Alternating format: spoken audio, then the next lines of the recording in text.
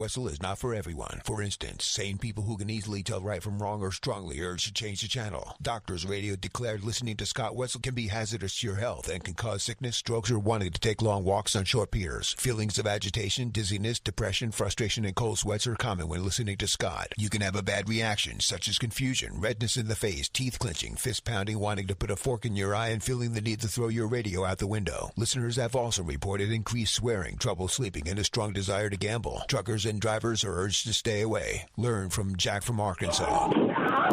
As for women, don't even think about it. Oh no, my nipples clearly got erect. You've been warned. Now, here's your host, Scott Wetzel.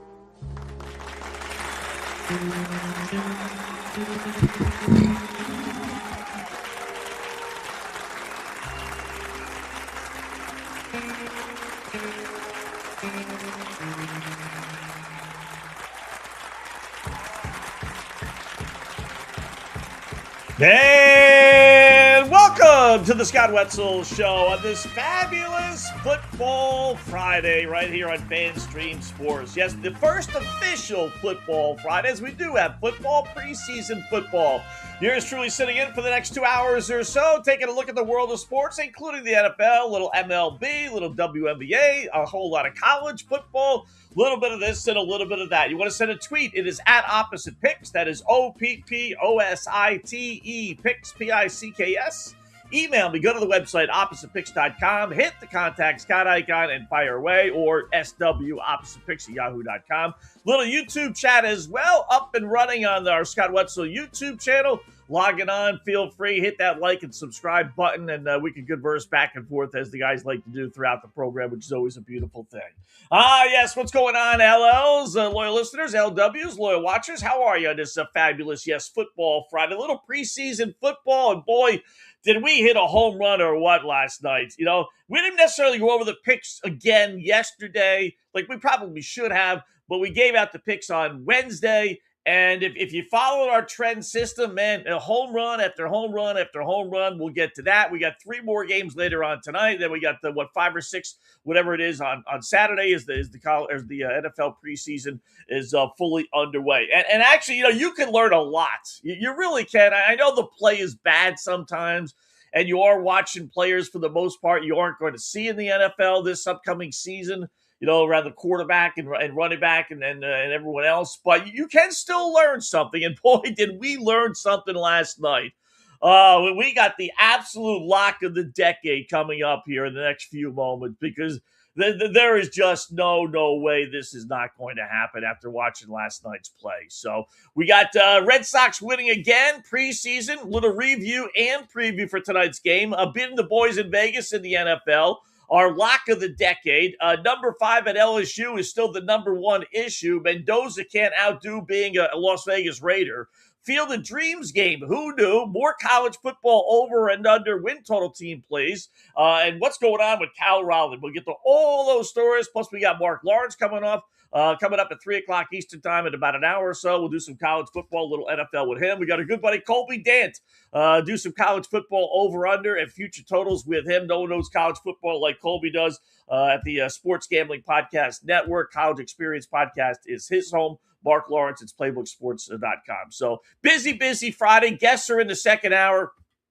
It's basically just you and me in this first hour. We'll start with the NFL. Because last night we had a number of games, and we gave these out on Wednesday, you know, because we didn't know what was going to go on yesterday. So I hope you cashed in. But we gave you a bunch of trends that we said we were going to play religiously. Let's give it a try, right? And it meant a whole lot of plays, but that's okay. We'll take the risk. So we started off with the over-unders, and we told you the magic number was 37. If the number is 37 or lower, then you bet over in the game. And if it's 37.5 or higher, then you bet the under in the game. So you got to crisscross, right? So obviously we had 6 games last night, and it had to work out, or 5 games, whatever it was. So all the numbers ended up in a half a point. It's rare these days, every once in a while, but it's rare that you get a whole number. It's generally 37.5, 38.5, 40.5, whatever. They always attack a half a point on there. So, all right, so let's go with, the overs. We'll start there. How many games Scott had under 37.5 or under 37? Not that many, just one, as a matter of fact. Houston and the Chargers, a tick under. It was 36.5. Game ends up 27-7, so that does go under, so that would be a loser in our little thing here, right? So that's 0-1. We had 5, though, games that were over 37.5, which meant we were betting the under. Let's see how well those turned out. Detroit and Cincinnati, 37.5. Cincy wins 16-14, under hits, winner. Green Bay, Pittsburgh, 39.5. Pittsburgh wins 28-9, under hits, winner.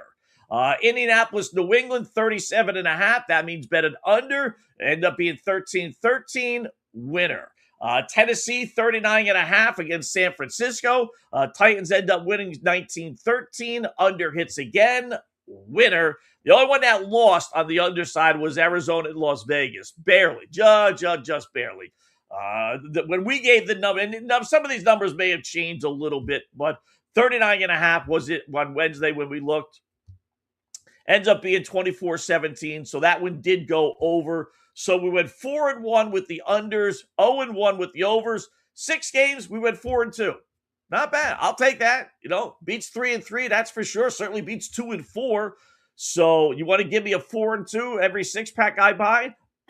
I'll definitely take that. Then we had the underdog one, where I told you there were 2 trends.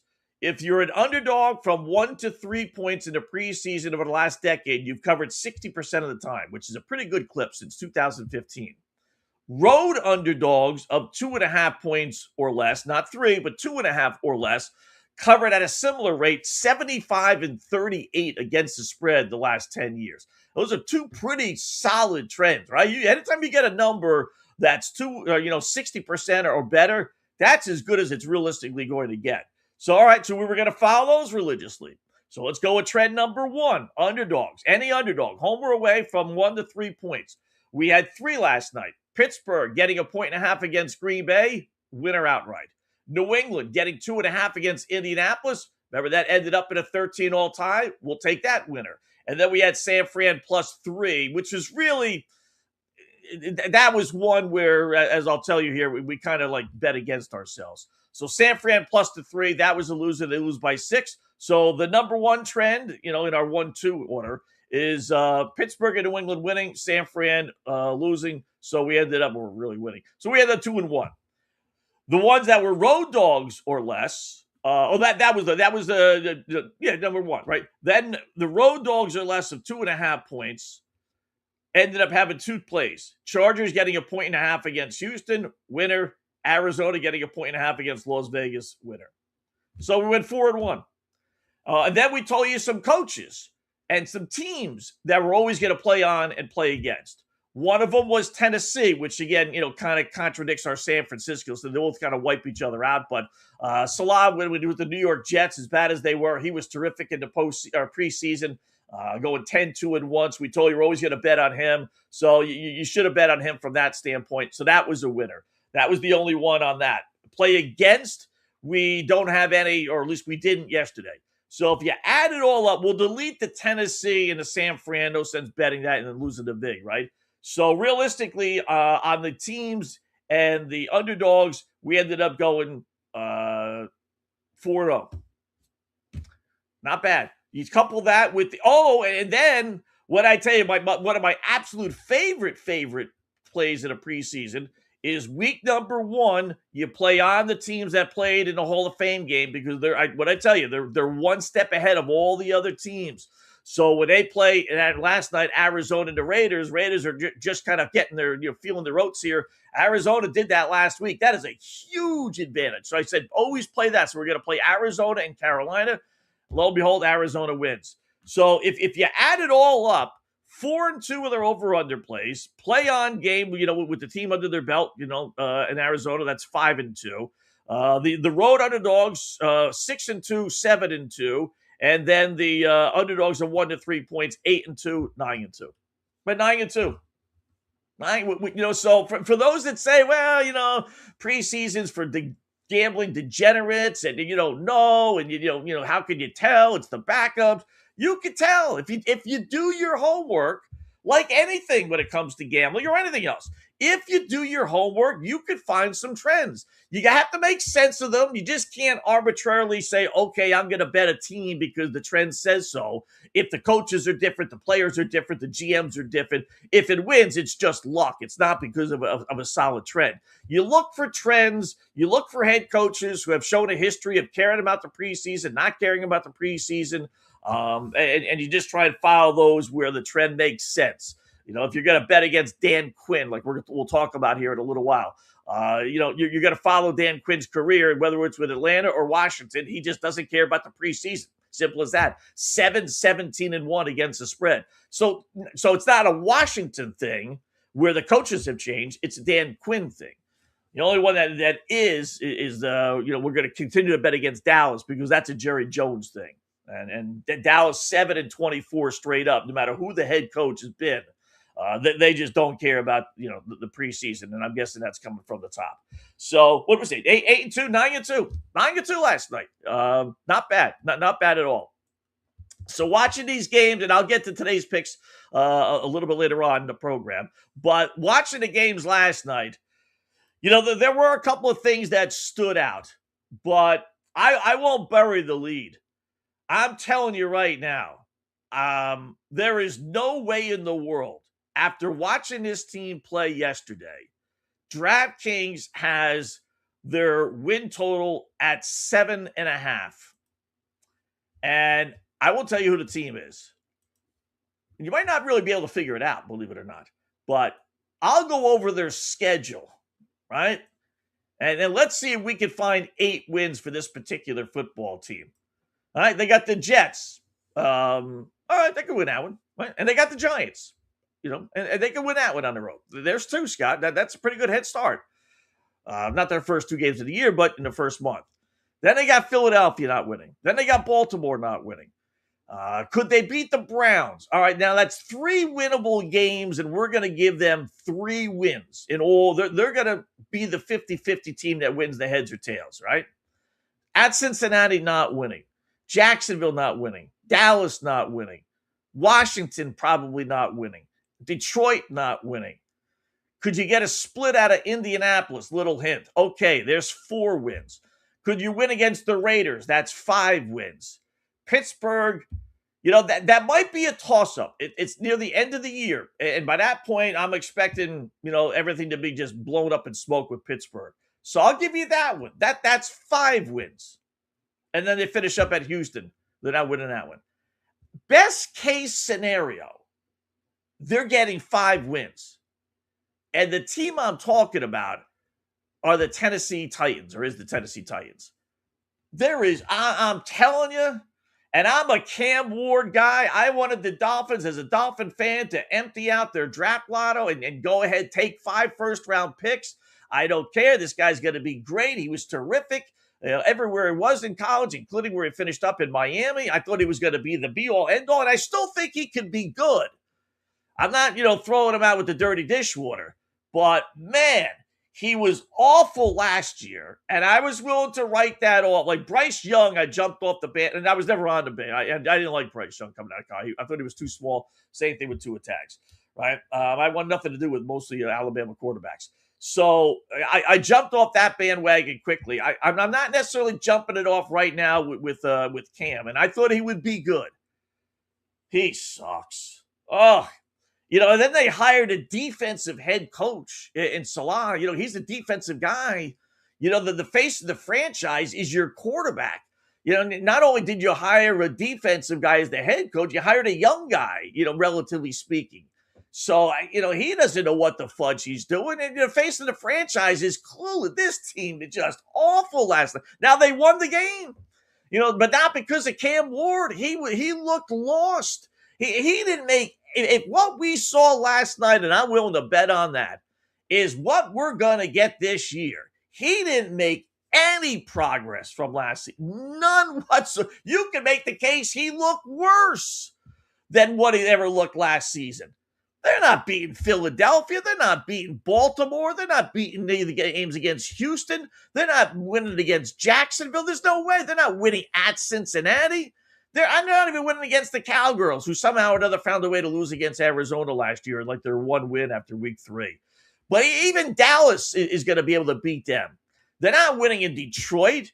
Like I said, even if they won all of the 50-50 games, and that's saying a lot. No team wins all of them, realistically. But even if they did, they're still not getting to 8 wins. 7.5? Let me see. Just at it, this would be funny if DraftKings lowered their total. Don't be FanDuel. For whatever reason, doesn't have NFL win totals yet. I mean, hello, are you? Is anyone alive at FanDuel? All signing up for survivor pools. We're talking football now. We're tired of baseball. We're tired of the NBA, WNBA. We're talking preseason. They got preseason line. They don't have win totals. What are you doing, FanDuel? What are you doing? So anyway, fortunately, DraftKings does. And wouldn't that be funny if they lowered it after last night's game? I doubt they did, right? Generally speaking, and not to mention they actually won. But bigger picture is that they stink. Let's go to futures. Win total, Tennessee Titans. Up. The only thing I don't like about DraftKings is that it's not in order, but they did. It's 6.5. I'm telling you, I saw 7.5 when I did my notes. It doesn't matter. Even 6.5, they're not getting the 7 win. We did 5. We just ran through their schedule. And winning every single 50-50 game and getting a split out of Indianapolis, which even that is saying a lot, that's still only 5 wins. Maybe they pull off an upset somewhere along the line. I really doubt it. They're not getting to 7-10. 7-10? This team was brutal last year. Would they have 3 wins last season? 2 wins last season? I mean, to think that they're going to go from 3 wins, right? 3-14 to 7-10? No way. Cam Ward didn't throw for 300 yards last year in any game. Not one game. He threw for less than 200 more than he threw for over 200. He was 0-2, 1-2, 1-3, 2-3, 3-3, 3-3, 4-3, 4-4, 4-5, 5-5, 5-6, 5-7, 5-8, 5-9, 7-9. He had 7 games of over 200, 9 games under 200. No 300-yard games. And watching him last night, if you think he's improving that much and this team is improving that much under an offensive or defensive head coach, not with my money. There's no way in the world that team is winning 7 games. Not even in that division and not even with those games on their schedule. That's got 3 wins again written all over it. Maybe 4 just because, they faced some teams later on in the year that were expected to be good. And like I said, Pittsburgh, and that's not. And they waved the white flag. Man, they look bad. For a team that won the football game, here's Robert Saleh talking about his guy, Cam Ward. We'll go back and look, and I've got to talk to Dayball still. It felt like his decisions were right. It just felt like he was a little bit sped up more than he has been in camp. It's first time live bullets. I'm not sure, but it looked like his mechanics were a little bit more sped up than it has been, and which is good because we can go correct. Good. And yeah, I don't think that's really good, Coach. I hate to break it to you. Mechanics or I'd rather have him. Misfire versus mechanics. Mechanics means you're like way behind the 8 ball. If you got the mechanics down and you're just not making the right reads or you're overthrowing your receivers, that to me is stuff you could work on. The mechanics means you got to go back to grade school. If you're not dropping back to pass the right way, or you're not looking over your shoulder the right way, or you're not looking at the blind side the right way, whatever, that stuff is trouble. That's basic football 101.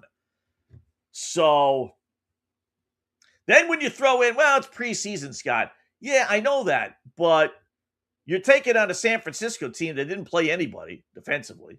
And then when you look at Drew Aller, who just was brutal at Penn State, right?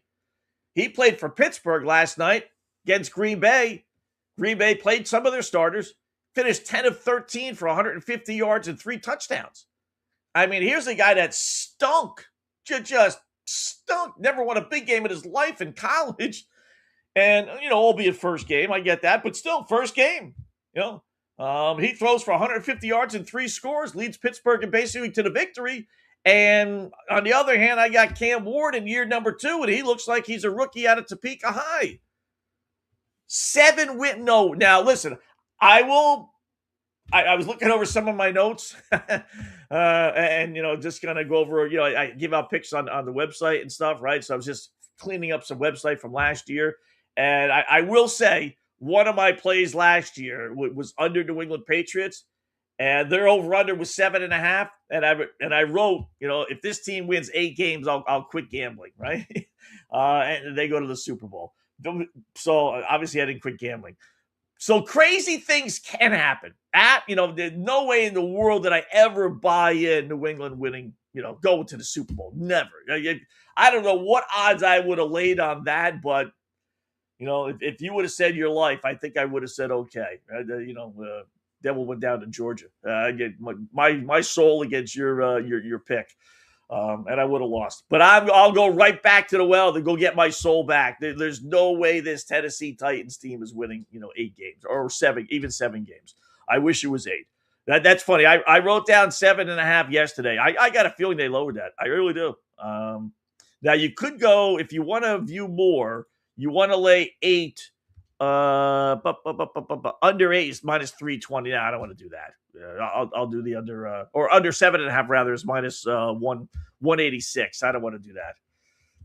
I'm the minus 115 on under 6.5 is fine with me. Unless you would have put one of those in a parlay or something like that. But yeah, they're not winning 7 games. So we got a bunch more games later on tonight. And if you want to continue with our system, why not? It's been successful.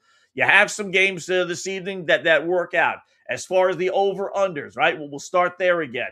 You have 2 overs and 3 unders. I'll update the lines here because I did my work on this Wednesday. And let's see. We'll use FanDuel's lines. All right, Denver and Atlanta is 41.5. Jets is 35.5. Dolphins is 36.5. So they all kind of fall in line. Nothing really changes with them, right? No. So, all right. So for tonight, you got 2 overs. You got the Tampa Bay. Remember, if it's 37 or lower, then you bet the over. So 36.5, 35.5 with both these games. So you bet over in the Jet Tampa Bay game, and you bet over in the Miami Washington game. The underplays for tonight would be the other one, the Denver Atlanta one. That's over 37.5. So you bet the under on that. And again, we'll see how well that works out. Carolina and Buffalo is tomorrow. If you want to make note of those things. Same thing with the Rams. The underdogs and road dogs of 2.5 points or less would be Carolina and the Rams. Grab them plus the points. Just underdogs, home or away from 1 to 3 points. You grab them all. Giants, Baltimore, Jacksonville. Tampa Bay was on the list, but that's up to 6. So we're not going to play that one. Tampa Bay is playing nobody, and their backup quarterback got hurt. So now they're down to their 3rd and 4th string quarterback. So they're really a stay away. Washington was on the list at 2.5, but that lines up to 3.5, so you can't use them. So really you only have Chicago, Jacksonville, Giants, and Baltimore as your 3-point dogs or less that you can play on. Play against, though, you do have the anti-Dan Quinn thing. Dolphins laying 3.5. He is 7-17 against the spread in his 25 games as head coach in the preseason.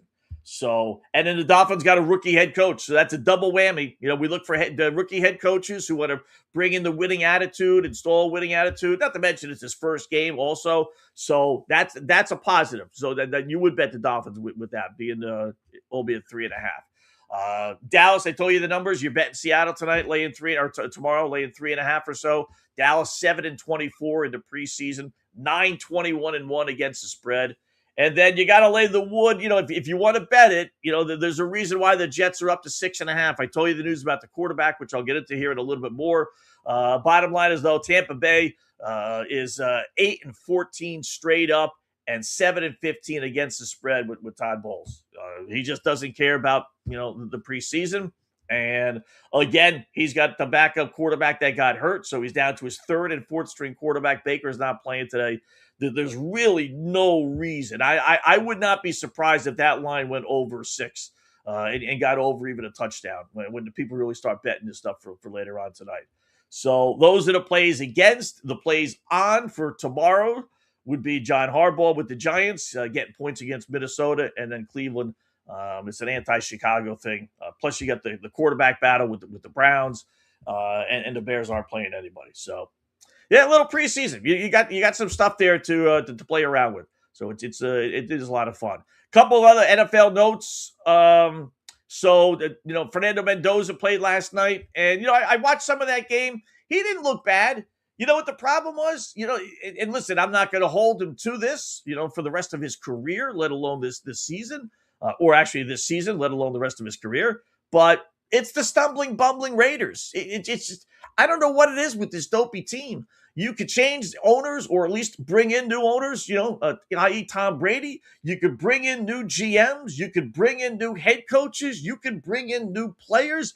But it's the same old, same old. This is the stupidest team in the history of sports. They create more penalties. They had 8 penalties last night for 75 yards. And then they all seemed to be in there when Fernando Mendoza was in there. I mean, they were making strides. They were going down the field, and every single play was called back. Offensive holding, illegal procedure, too many men on the field, this, that. There's always something with this Raiders team. It's a stumbling, bumbling bunch of misfits. They should just get her. I know it's valuable. I do. But Las Vegas should have just said, you know what? Unlike with Indiana and the Chicago Bears, who they won Chicago, and unlike with New Jersey with the Jets and Giants, where they won New York, I wouldn't want the Raiders.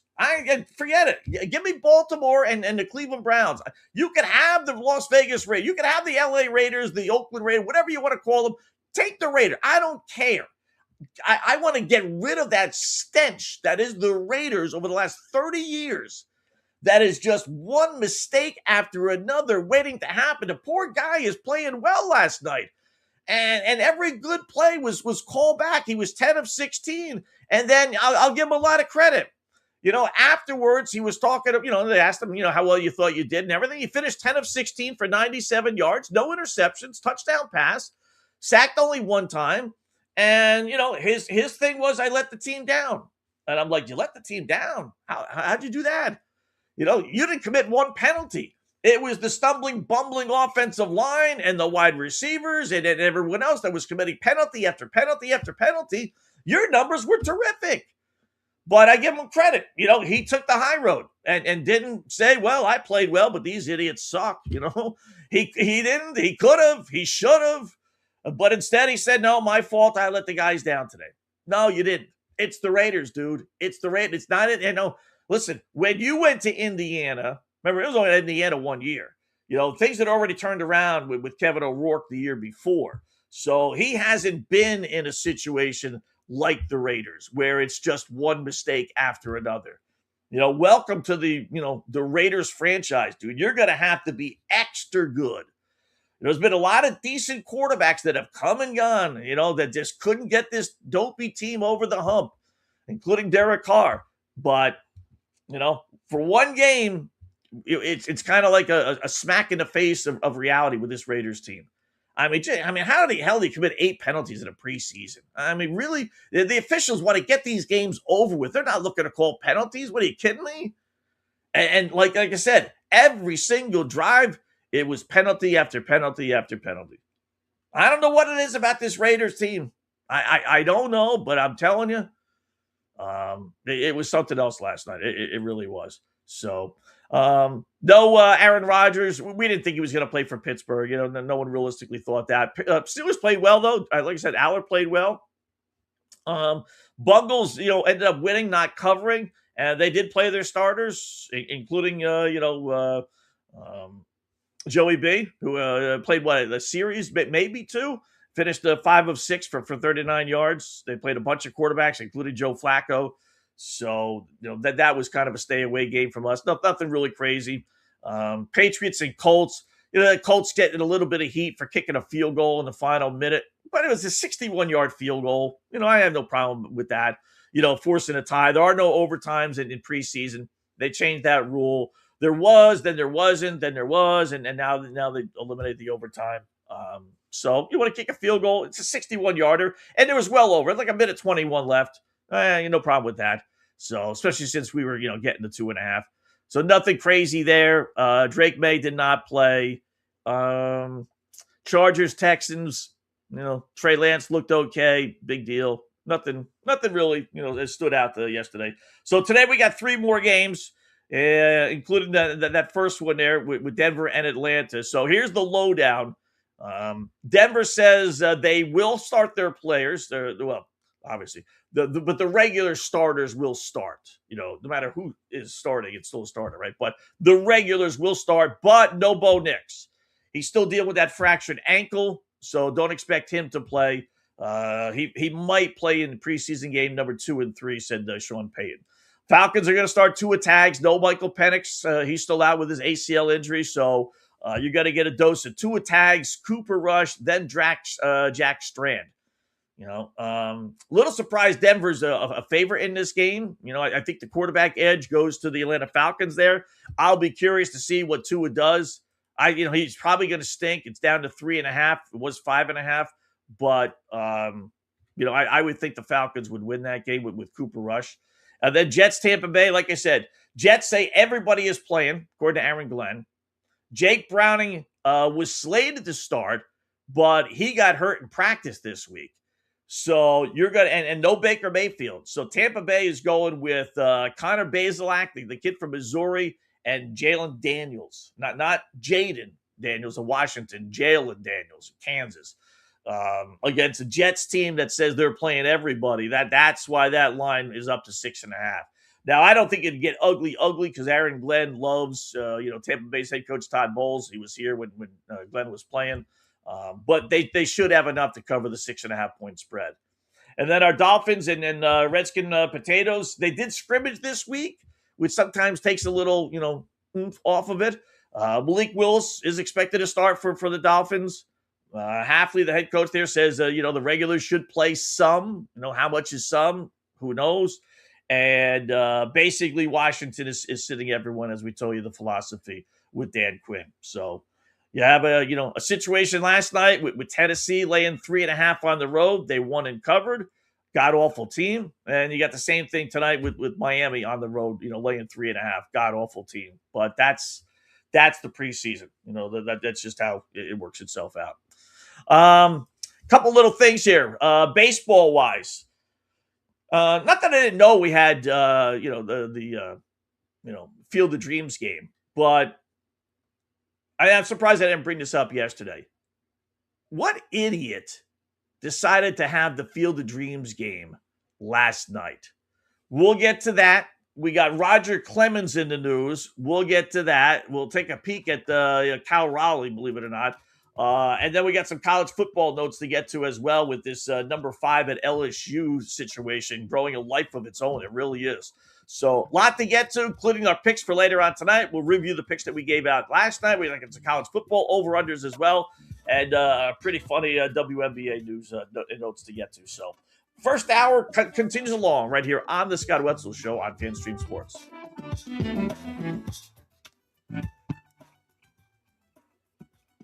Hi, golfers. IndyCar Tim here. I want to talk to you a little bit about Golf Central Magazine. It's not just a golf magazine. It's the magazine for everything. Turf, travel, philanthropy, and lifestyle. Head over to golfcentralmag.com and check out the latest issue. Some of the regular features in Golf Central Magazine: the Golf Bachelorette of the Month, the Golf Bachelor of the Month, the Golf Cart Girl of the Month, Golf History, Grip It and Sip It. So head over to golfcentralmag.com. It's free. It's the magazine for everything: turf, travel, philanthropy, and lifestyle. Golf Central Magazine at golfcentralmag.com. We'll see you there. Sports fans, it's time to gear up. Head to fanstreamsports.com and check out our brand new merchandise store. We're talking bold t-shirts, 3/4 zips, hoodies, hats, mugs, and more. Everything you need to rep your favorite shows and your favorite crew. Whether you're rolling with the J.P. Peterson Show in Tampa Bay, From the Rough in Dallas, the Tim May Show featuring Clay Hall, or the Jeff Thidoff Show in Ohio, or any of our FanStream Sports original programming, we've got the perfect look for game day and every day. So don't wait. fanstreamsports.com. Click merch and grab your gear now. Wear the stream, live the stream. fanstreamsports.com. Hey folks, let me tell you about Bay Area Modern Medical Center, a very different kind of approach to primary care. Personalized preventative medicine, not a one-pill-fits-all mentality. Christopher Lugo and his experienced medical staff are proactive in looking at issues before they become a problem, encouraging a healthy lifestyle with proper diet, supplements, and exercise to optimize your active lifestyle. Rather than the impersonal, rushed approach, you will be the only patient and will have our full attention. That's new. Getting old is inevitable, but feeling and looking old is avoidable.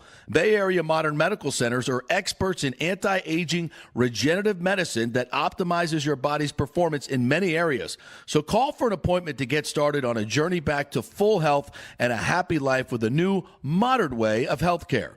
Call 844-977-3477 or go to BAMMC.com. That's 844-977-3477 or BAMMC.com. Today's show is brought to you by Tomstown, a premier craft distillery based in Kansas City, Missouri. Discover their award-winning lineup, including double oaked bourbon, botanical gin, and double grain vodka, named the best craft vodka by the readers of USA Today. Available for online delivery in 40 states. Visit toms-town.com or their Kansas City distillery to explore more.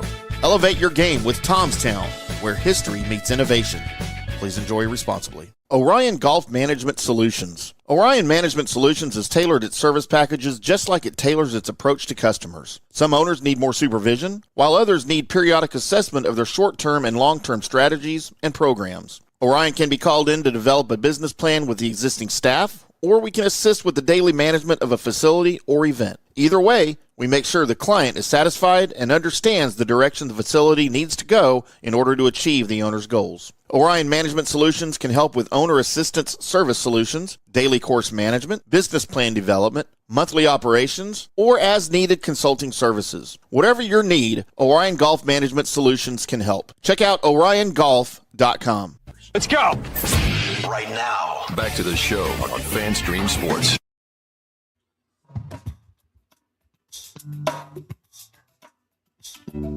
And welcome back. It is the Scott Wetzel Show right here on FanStreamSports.com, FanStreamSports.com, Monday through Friday, 2 to 4 p.m. Eastern Time, as we take you through the world of sports and then some.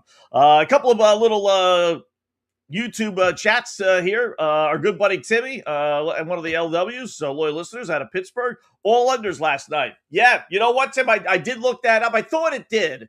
The one game that ended up being an over when we had the lines from Wednesday.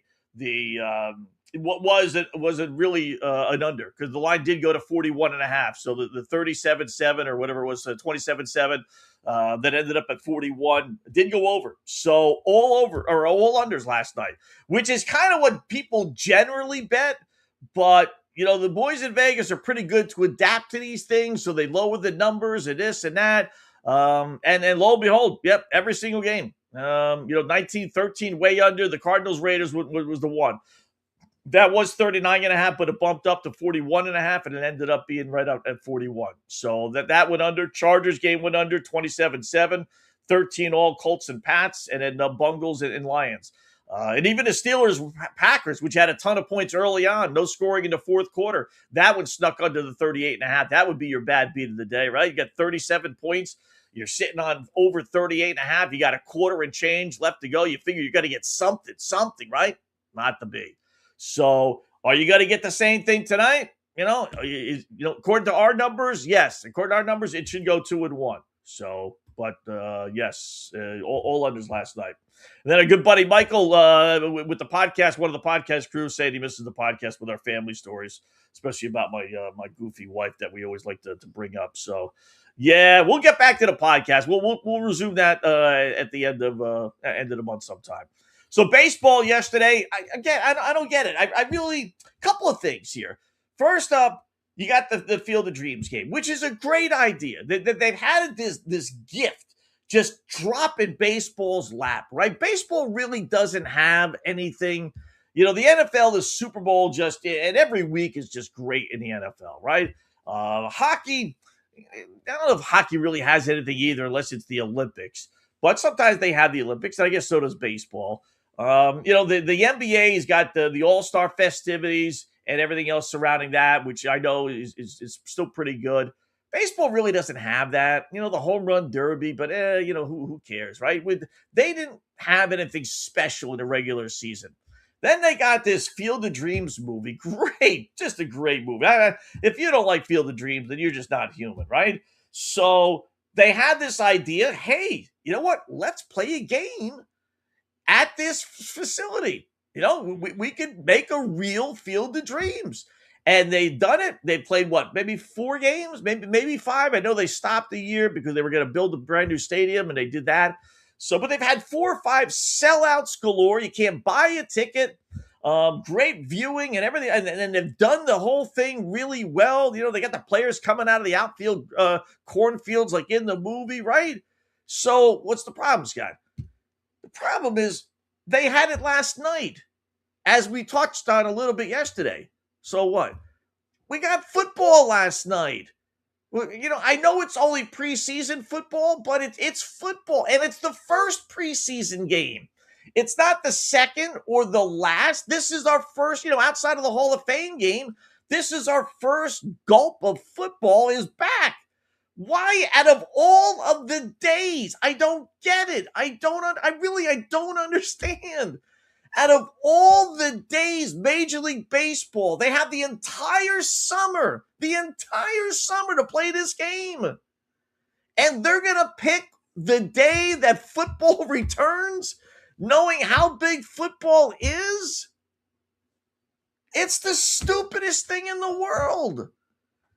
I mean, I knew it was played yesterday, but as I, got done dinner and I do my routine, I come back in the office and I turn the TV set on and I'm flipping through the preseason games and I want to watch Mendoza and I want to watch this guy and I want to watch, the Aaron Rodgers. I want to see if there was any kind of presentation or anything for him, and there wasn't. Just interaction though. And I got all these storylines in the NFL. I forgot about the Hall of Fame game. Not to mention it was Iowa and Philadelphia or Minnesota in Philadelphia.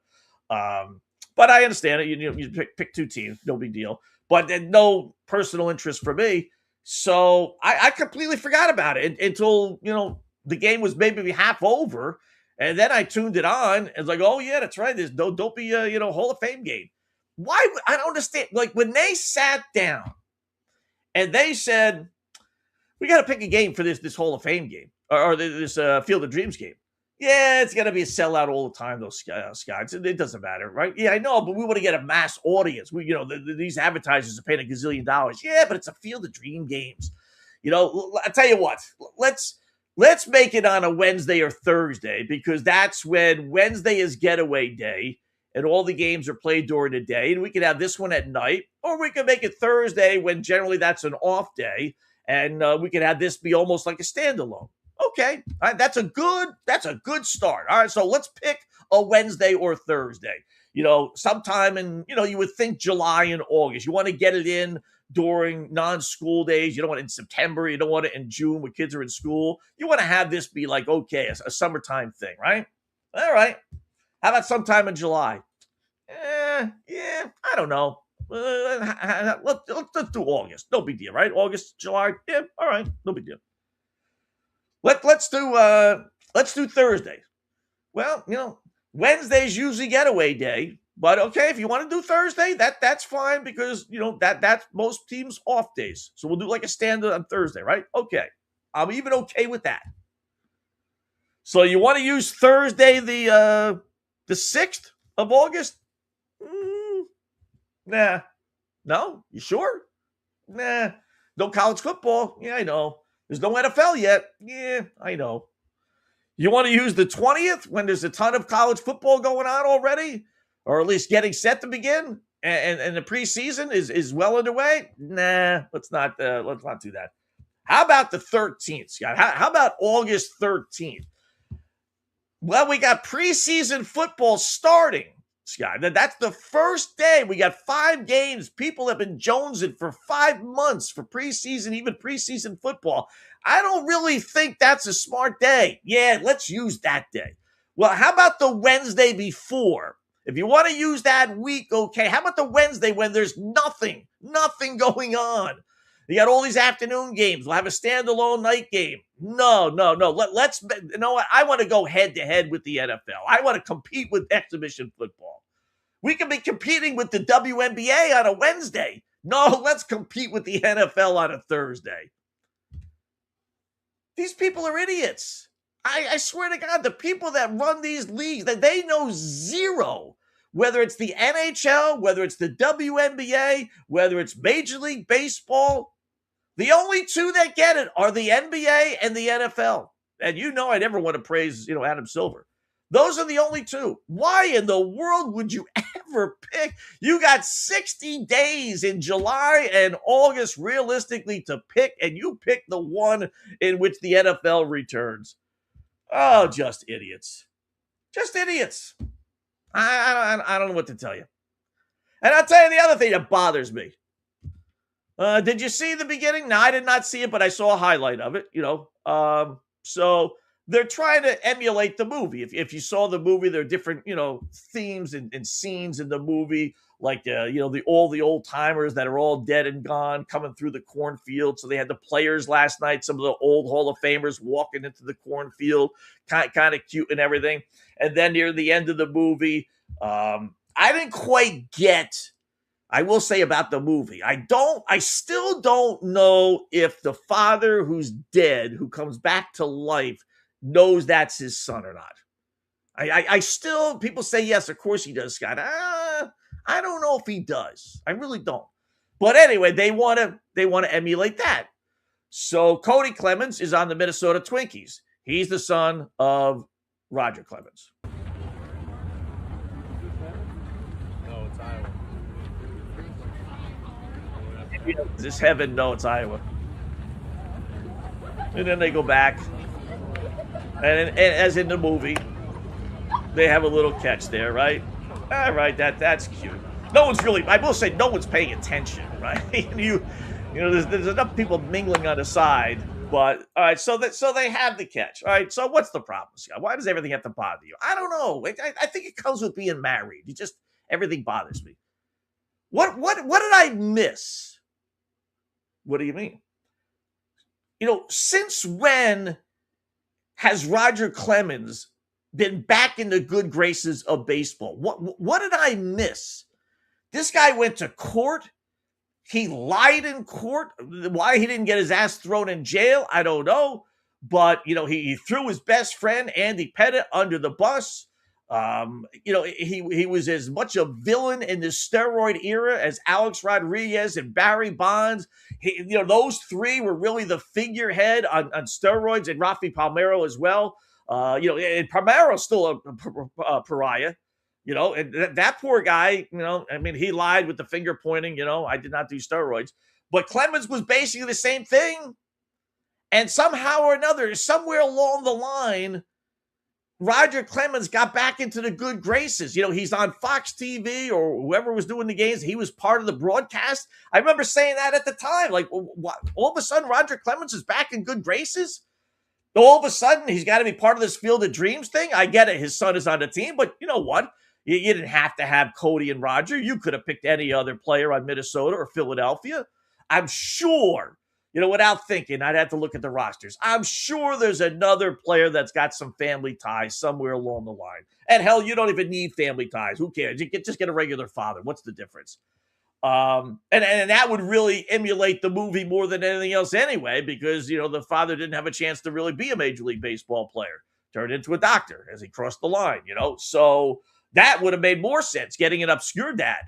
But where did I miss? When all of a sudden is Roger Clemens just getting a free pass for all the lies and all the steroid use and all the things that he did? What happened? Just time? Just okay? We're going to forget about it? Really? Is this an Alex Rodriguez thing? He kind of opened the door, But, A-Rod's been, part of the public now for a number of years. But I'm seeing some clips now with Barry Bonds. I get a melting of the ice with these Reuters, and I don't want it, unless, like I've always said this about A-Rod, and how I feel about him. At least he fessed up, At least he's had to pay the piper. Same thing with Rafi Palmeiro. At least he's fessed up. At least both those guys have talked about it, why they did it. They admitted they're wrong and this and that. And if you want to give guys like that a free pass, okay, you know what? I believe in second chances. But, the Roger Clemens and the Barry Bonds of the world have not. They've not faced the music. They've continued to live their lie. And I'm just shocked that they're now part of the American, mainstream USA all over again. Helps my card collection. I will say that. But you know what? They're bigger fish to fry than my baseball card collection. Although I do have a ton of Roger Clemens. I don't have that many Barry Bonds, but as a Red Sox fan, I got a ton of Roger Clemens cards. I really do. And then, the irony of it all, as someone pointed out on Twitter, 8 men out was not based on the White Sox scandal, but that played a role in it, with Shoeless Joe Jackson and the guys. So, they're doing this game, emulating, again, Field of Dreams. And then on the outfield wall are BetMGM and FanDuel ads. So, it's just 2026, Scott. It is what it is. You're going to get those gambling ads. I get it, but they're trying to portray 8 men out and everything else, and the White Sox scandal with gambling, and then now you got 2 big monster gambling ads on the outfield walls. Can't even you can't even have the Field of Dream games without having the gambling. I mean, really, it's getting sad. And I love gambling. I've been gambling my whole life.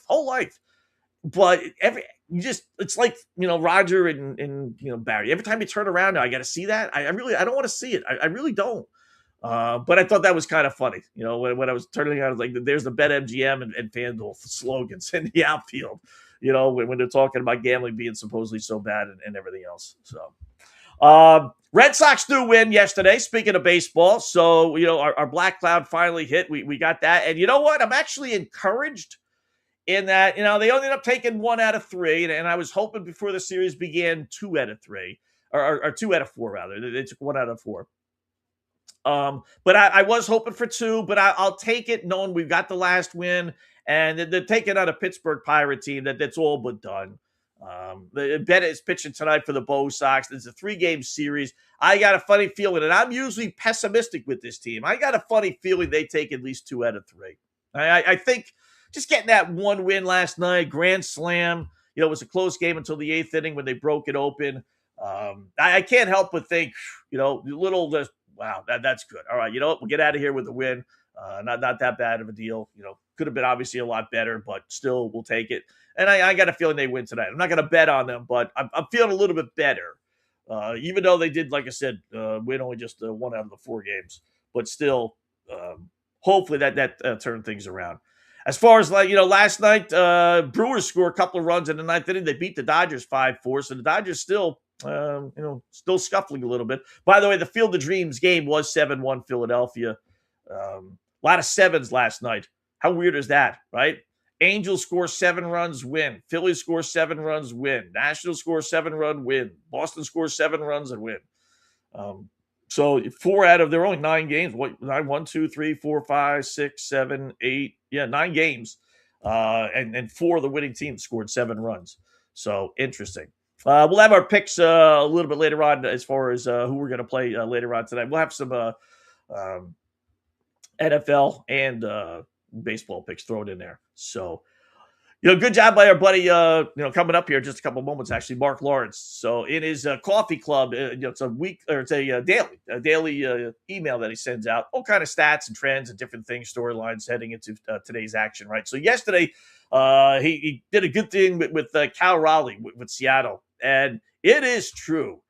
Man, I tell you, I really do believe baseball has cleaned up its act. I don't think you can do steroids now without being caught. So I think that's accounting for all these guys hitting 250, 260, right? But Cal Raleigh is just the enigma of it all as far as what he was able to do last year and what he's doing this season. Guy, he was never a great batting average guy. Always right around 250, 260 or so, right? He's hitting a $159. He hit over 60 homers last year. Only the 7th guy in baseball history and one of the few non-Reuters to hit 60 home runs. And he has 12 this season. 12. I mean, 43 RBIs. Look at his numbers. His home run numbers for his career, full seasons. 27, 30, 34, 60 last year, and 12 this year. He's on pace for about 16, 17. RBIs, 63, but that was only in 120 games. 75, 100, 125 last year, 43. On pace for about 60. Batting average. Again, never a great hitter. 211, 232, 220, even only 247 last year, but a $159 this year. I mean, how do you explain that? Again, that's got like, if this was in the 90s, early 2000s, you'd be saying Reuter. He's a steroid guy, Scott. Simple as that. And now he's off the roids. But I don't really think that's the case. I really don't.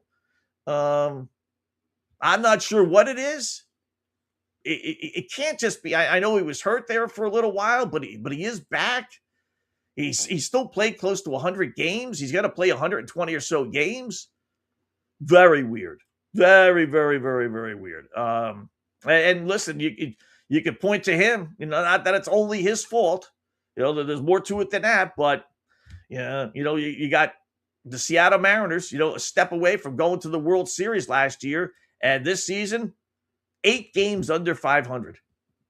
Outscored by 26 runs. Never really had any great streak. At least Boston had a great run. All these different teams, Minnesota even had a really good run. Seattle just didn't. They've basically just been playing 500 baseball the whole season until now when they really got into a little bit of a tailspin. So kind of weird. Definitely kind of weird. So I don't know. 30 home runs a year, and now he's on pace for 15, 16. He's 29 years old. It's not like he's old. Had the oblique injury, like I said, but man, that's got to be. I'd like to talk to somebody in Seattle and see, because they loved him so much last year. He had a phenomenal year, right? I wonder, how the Seattle fan is treating him now. I wonder, are they booing him? Any other city, if this was New York or Boston, Philadelphia, Chicago, they'd be booing him by now. They really would. So. All right, quick little break. Still a lot to get to, including some college football news and the Jaden Daniels flack with the number 5, which is just goofy. We got some more college football over-unders. We've been releasing a few of these every single day. We got 7 more today. Some WNBA news and a little lesson on how nobody beats the boys in Vegas. All coming up hour number 2 of the Scott Wetzel Show right here on FanStream Sports.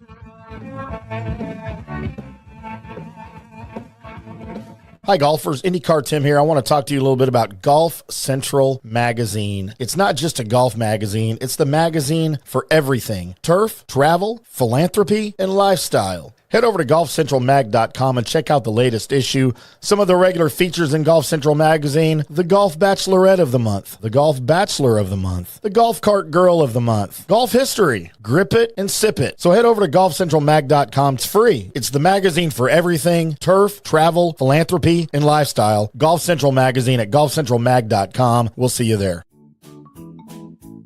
Sports fans, it's time to gear up. Head to fanstreamsports.com and check out our brand new merchandise store. We're talking bold t-shirts, 3/4 zips, hoodies, hats, mugs, and more. Everything you need to rep your favorite shows and your favorite crew. Whether you're rolling with the J.P. Peterson Show in Tampa Bay, From the Rough in Dallas, the Tim May Show featuring Clay Hall, or the Jeff Thidoff Show in Ohio, or any of our FanStream Sports original programming, we've got the perfect look for game day and every day. So don't wait. fanstreamsports.com. Click merch and grab your gear now. Wear the stream, live the stream, fanstreamsports.com. Hey, folks, let me tell you about Bay Area Modern Medical Center, a very different kind of approach to primary care. Personalized preventative medicine, not a one-pill-fits-all mentality. Christopher Lugo and his experienced medical staff are proactive in looking at issues before they become a problem, encouraging a healthy lifestyle with proper diet, supplements, and exercise to optimize your active lifestyle. Rather than the impersonal, rushed approach, you will be the only patient and will have our full attention. That's new. Getting old is inevitable, but feeling and looking old is avoidable.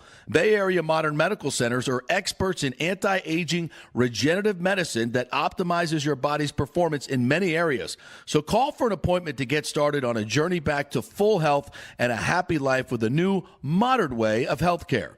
Call 844-977-3477 or go to BAMMC.com. That's 844-977-3477 or BAMMC.com. Today's show is brought to you by Tomstown, a premier craft distillery based in Kansas City, Missouri. Discover their award-winning lineup, including double oaked bourbon, botanical gin, and double grain vodka, named the best craft vodka by the readers of USA Today. Available for online delivery in 40 states. Visit toms-town.com or their Kansas City distillery to explore more. Elevate your game with Tomstown, where history meets innovation. Please enjoy responsibly. Orion Golf Management Solutions. Orion Management Solutions has tailored its service packages just like it tailors its approach to customers. Some owners need more supervision, while others need periodic assessment of their short-term and long-term strategies and programs. Orion can be called in to develop a business plan with the existing staff, or we can assist with the daily management of a facility or event. Either way, we make sure the client is satisfied and understands the direction the facility needs to go in order to achieve the owner's goals. Orion Management Solutions can help with owner assistance service solutions, daily course management, business plan development, monthly operations, or as-needed consulting services. Whatever your need, Orion Golf Management Solutions can help. Check out oriongolf.com. Let's go! Right now, back to the show on FanStream Sports.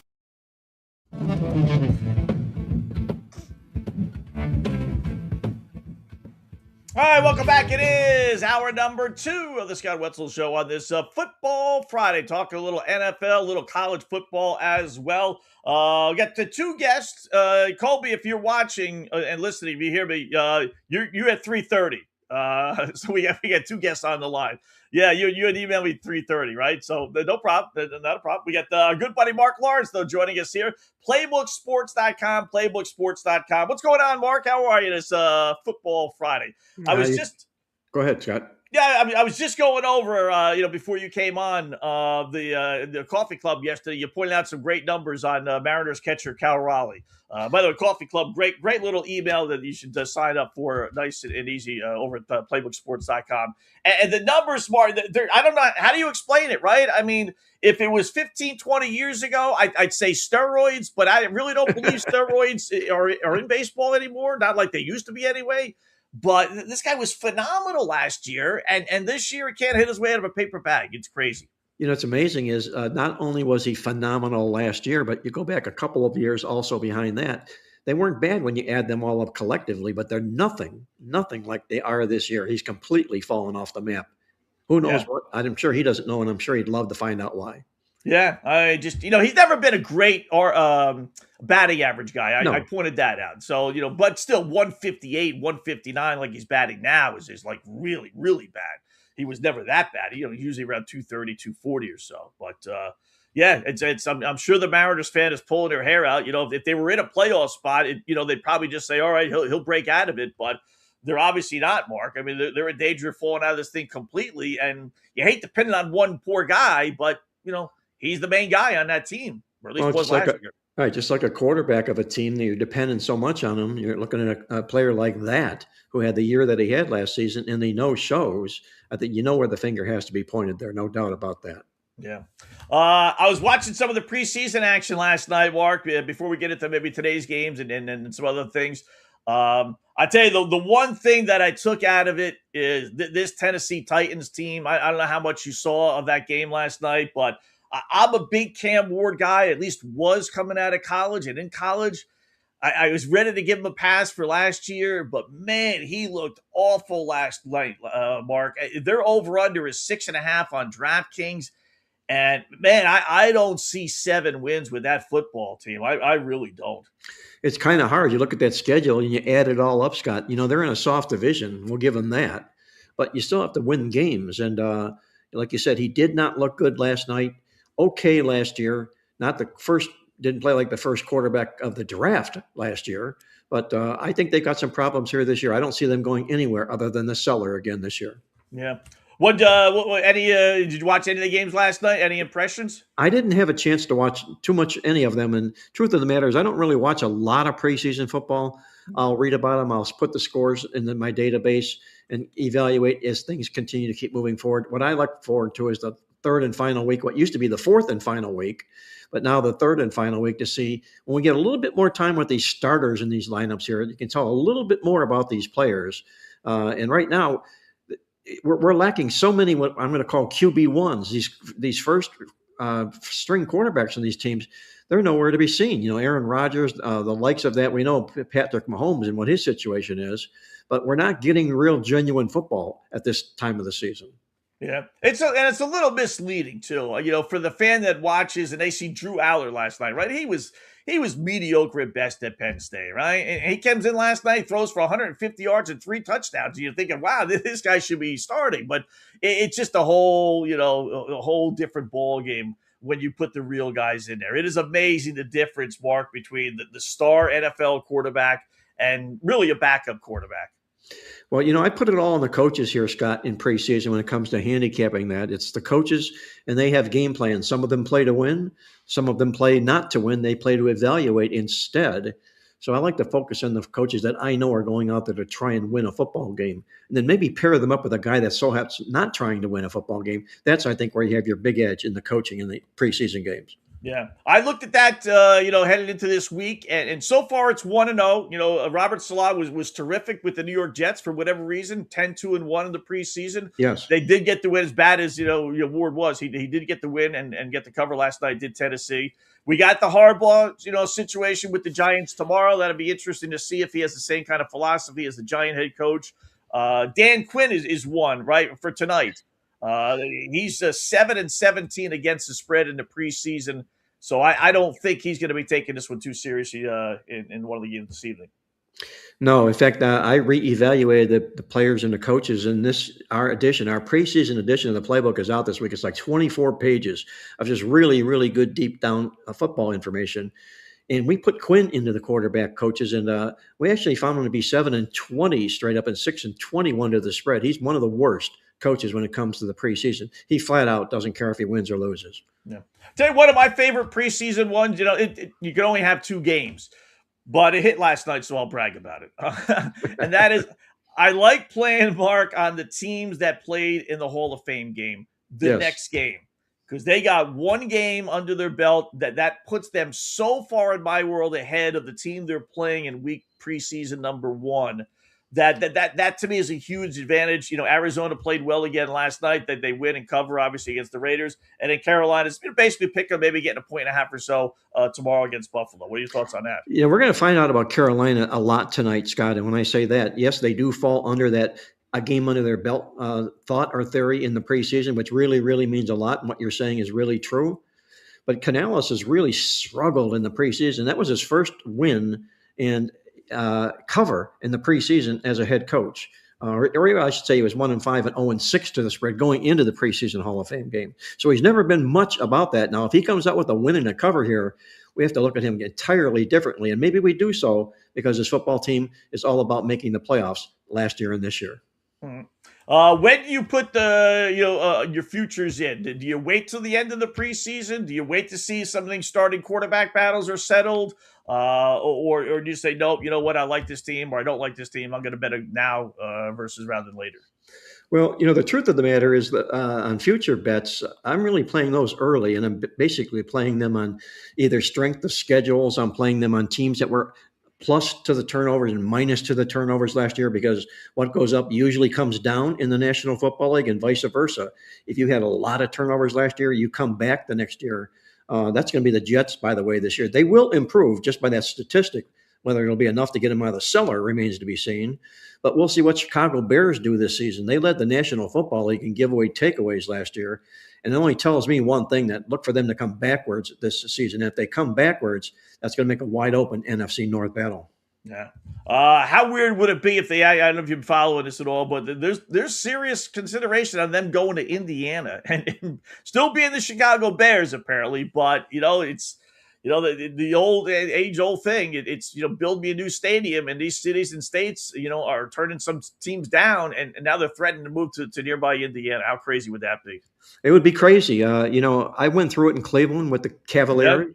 When Nick Maletti owned the team, and he took them from Cleveland to Richfield, Ohio, which is a trek. I remember the first game I went to, that opening night in Richfield, and it was a snowstorm. I felt like Admiral Perry driving through a snowstorm to get to the new Coliseum. It was really, really difficult. It didn't last long. They only played there 4 or 5 years, and they went back to Cleveland because the fans support them. The fans want them. And I think they'll make a mistake if they go out of state. If they stay in state and maybe go an hour or so out of Chicago, I think the fans could live with that. But don't go to Indiana. I know it's a tri-state area there, and they're really close to it. But don't go to Indiana. How can you call them the Chicago Bears when they play football in Indiana? Come on. Yeah. I mean, we got it here in New York and New Jersey, but with the New York Giants and New York Jets, but it's, people still think they're in New York, and they're not. Even the headquarters, their offices, all in Jersey. It is, but that moniker New York is so big. Sure. Speaking of the Browns, so where are they going? Is it going to be Deshaun Watson? It seems like more and more Watson's going to be the starting guy over Shedeur Sanders and Dylan Gabriel. I think he has to be. Scott. Number one, if he's healthy, I don't think there's a question. They have all this money invested in him. They have to try and see a return if one's returnable there. And he claims he's healthy. And if he is, he's really poured his heart and soul back into Cleveland here. He's moved his family to Cleveland. They love it in Cleveland. And if he does that and continues to say and do the right things, the fans can wrap their arms around him. If they do, he is the better quarterback. Obviously, if he's healthy or not.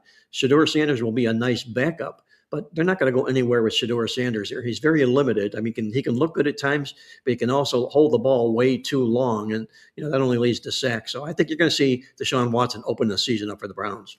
So what do they do, Mark? It kind of reminds me of the Sam Darnold situation in Minnesota a couple of years ago, right? They bring him in, 1-year contract, wins the starting quarterback battle, does well, takes them to the playoffs, right? Let's say the same thing happens with the Browns, and he comes in, he goes back to being the old Deshaun Watson. I mean, do you give him, after all the money that they've given him for basically nothing, and he has one really good year this year, we'll say, do you again give him a 3-year, 4-year, $200 million contract like these quarterbacks are getting these days, and go right back to that same, well? Well, I think a lot of that will depend upon where they are in the schedule and at what point he stinks to join up. They don't have their bye week. I'm looking here in our magazine here until November 22nd. So if he's playing poorly, they can't wait that long. So you might see him pulled after 6 weeks if he doesn't really, really perform. But I think they'll give him that first good 6 weeks to see whether or not he is worth the investment they made. But what if he does do well, though? Would you? You're a Browns fan. Would you be okay with that? Let's, like I said, maybe not the playoffs. That might be that's realistic. Anything can happen. Look, the Patriots went from 3 wins last year to the Super Bowl. So let's say he takes them to the playoffs, and then maybe they lose the first round, but they go 11-6, and maybe even 10-7. Would you want them to re-sign him? Well, if he got him to the playoffs, I would think so. Yes. I think, that's a chance for them to get a little bit more of their money back if they made it to the playoffs. Their schedule is really in their favor here this year too, Scott. You take a look, there's a span from late October to November where they have 5 weeks in a row where they have no road games. That's really, really good in the Browns' favor here. The other side is, number 2, you look at, I mentioned turnovers here earlier before. They were the second worst team in the league in turnovers last year. That should come back to the norm. But I think what really works here is the trade of Myles Garrett. And I'm saying that because, number one, their defense was a really staunch defense last year. And the players on the team, I put this in the coffee club, they resent the fact that everybody's poo-pooing them because Garrett's gone and the defense will be lousy. The defense will not be lousy. Jared Verse, the defensive end they picked up from the Rams, is terrific. He was defensive rookie of the year. Schlesinger, the linebacker, was Defensive Rookie of the Year last year. They're the only team in the NFL to ever have back-to-back Defensive Rookies of the Year playing on the same team. And that division, Mark, is that would, like, if you wanted to take flyers on different teams, I don't think the Browns is the worst option. I really don't. I think Pittsburgh. I think Aaron Rodgers is just going to hit a wall. The dude's 43. God bless him. At 43 years old, still playing in the NFL. But I think he's going to hit a wall. We know Joey B, as much as I love him, he's an injury waiting to happen. Baltimore, should be pretty good, I would think. But with a new regime, I don't know. But it wouldn't be, to me, the craziest thing in the world for that Browns team to be at least competitive this year. Well, I wouldn't be totally shocked. I'd be maybe a little bit in awe. Congratulations, I would say, to Jeff Monken on doing a nice job in getting them there, because they do have some talent on this football team here. They have really strong in the running game here as well. They can solidify the quarterback position and rely on that defense. You mix that all up together here. Look at the other teams in the division. Let them slip backwards. Pittsburgh's fully capable of slipping backwards with a 42-year-old quarterback. And Cincinnati, as you mentioned, Joe Burrow, are we going to see 16, 17 games out of Joe Burrow this season? I don't think so. So if that ends up being the case, Cleveland could end up battling for the top of the AFC North. All right, we got 3 games tonight. The one that jumps off the page that looks a little too easy is Jets and Buccaneers. Jets say they're going to play everybody. Buccaneers don't have their starting quarterback, Baker Mayfield. He's not playing. Their backup, Mark, got hurt in practice this week. He's not playing. So we got our 3rd and 4th string quarterbacks for the Bucs going. I don't like laying close to a touchdown in a preseason game, but man, this does have like 20-3, 20-6. And Todd Bowles, the Bucs head coach, isn't, his history of these preseason games is he doesn't care. So this does look like a double-digit Jets win. Do you like any of the games tonight, including that? Well, if you and I were in Vegas together, Scott, and you excuse yourself and you had to go up to the window to bet this game, I'd probably stop you on the way and remind you that, remember, Scott, you're talking about it's the New York Jets. I know. And laying 6 points with. Yeah. We had the Tennessee Titans last night not only be favorites, but road favorites. We got the Dolphins being not only favorites, but road favorites tonight. And we got the Jets laying almost a touchdown. If that doesn't scream preseason is different, Mark, than regular season, then nothing does. Well, you're true about that. That's exactly right. The quality of the teams that are laying points here. But I think there's a stick out on the card here tonight, and it's in the Miami-Washington game. If you take a look at the parameters and what's all involved here, you've got 2 new defensive and offensive coordinators for Washington. You've got a new coordinator for Miami. You've got a whole new total makeup look to Miami. Washington's really struggling. Dan Quinn, as we talked about, doesn't care about preseason games, winning them or losing them. I think this game could be a dead nuts under. I don't think we're going to see a lot of points here. The defenses are going to be not the strength of either of these 2 football teams. I think we can look under in that game, Washington-Miami tonight. How about all unders hitting last night? 6-0. Yeah, unbelievable. Right? I mean, the one game went under by 0.5 point, and that line had jumped up the Arizona game. It was like 39-40 or so, but then it went to 41.5 and it landed on 41. So yeah, is that a general rule of thumb? Look for unders in preseason games, or that just happened? You think that's just like a fluke?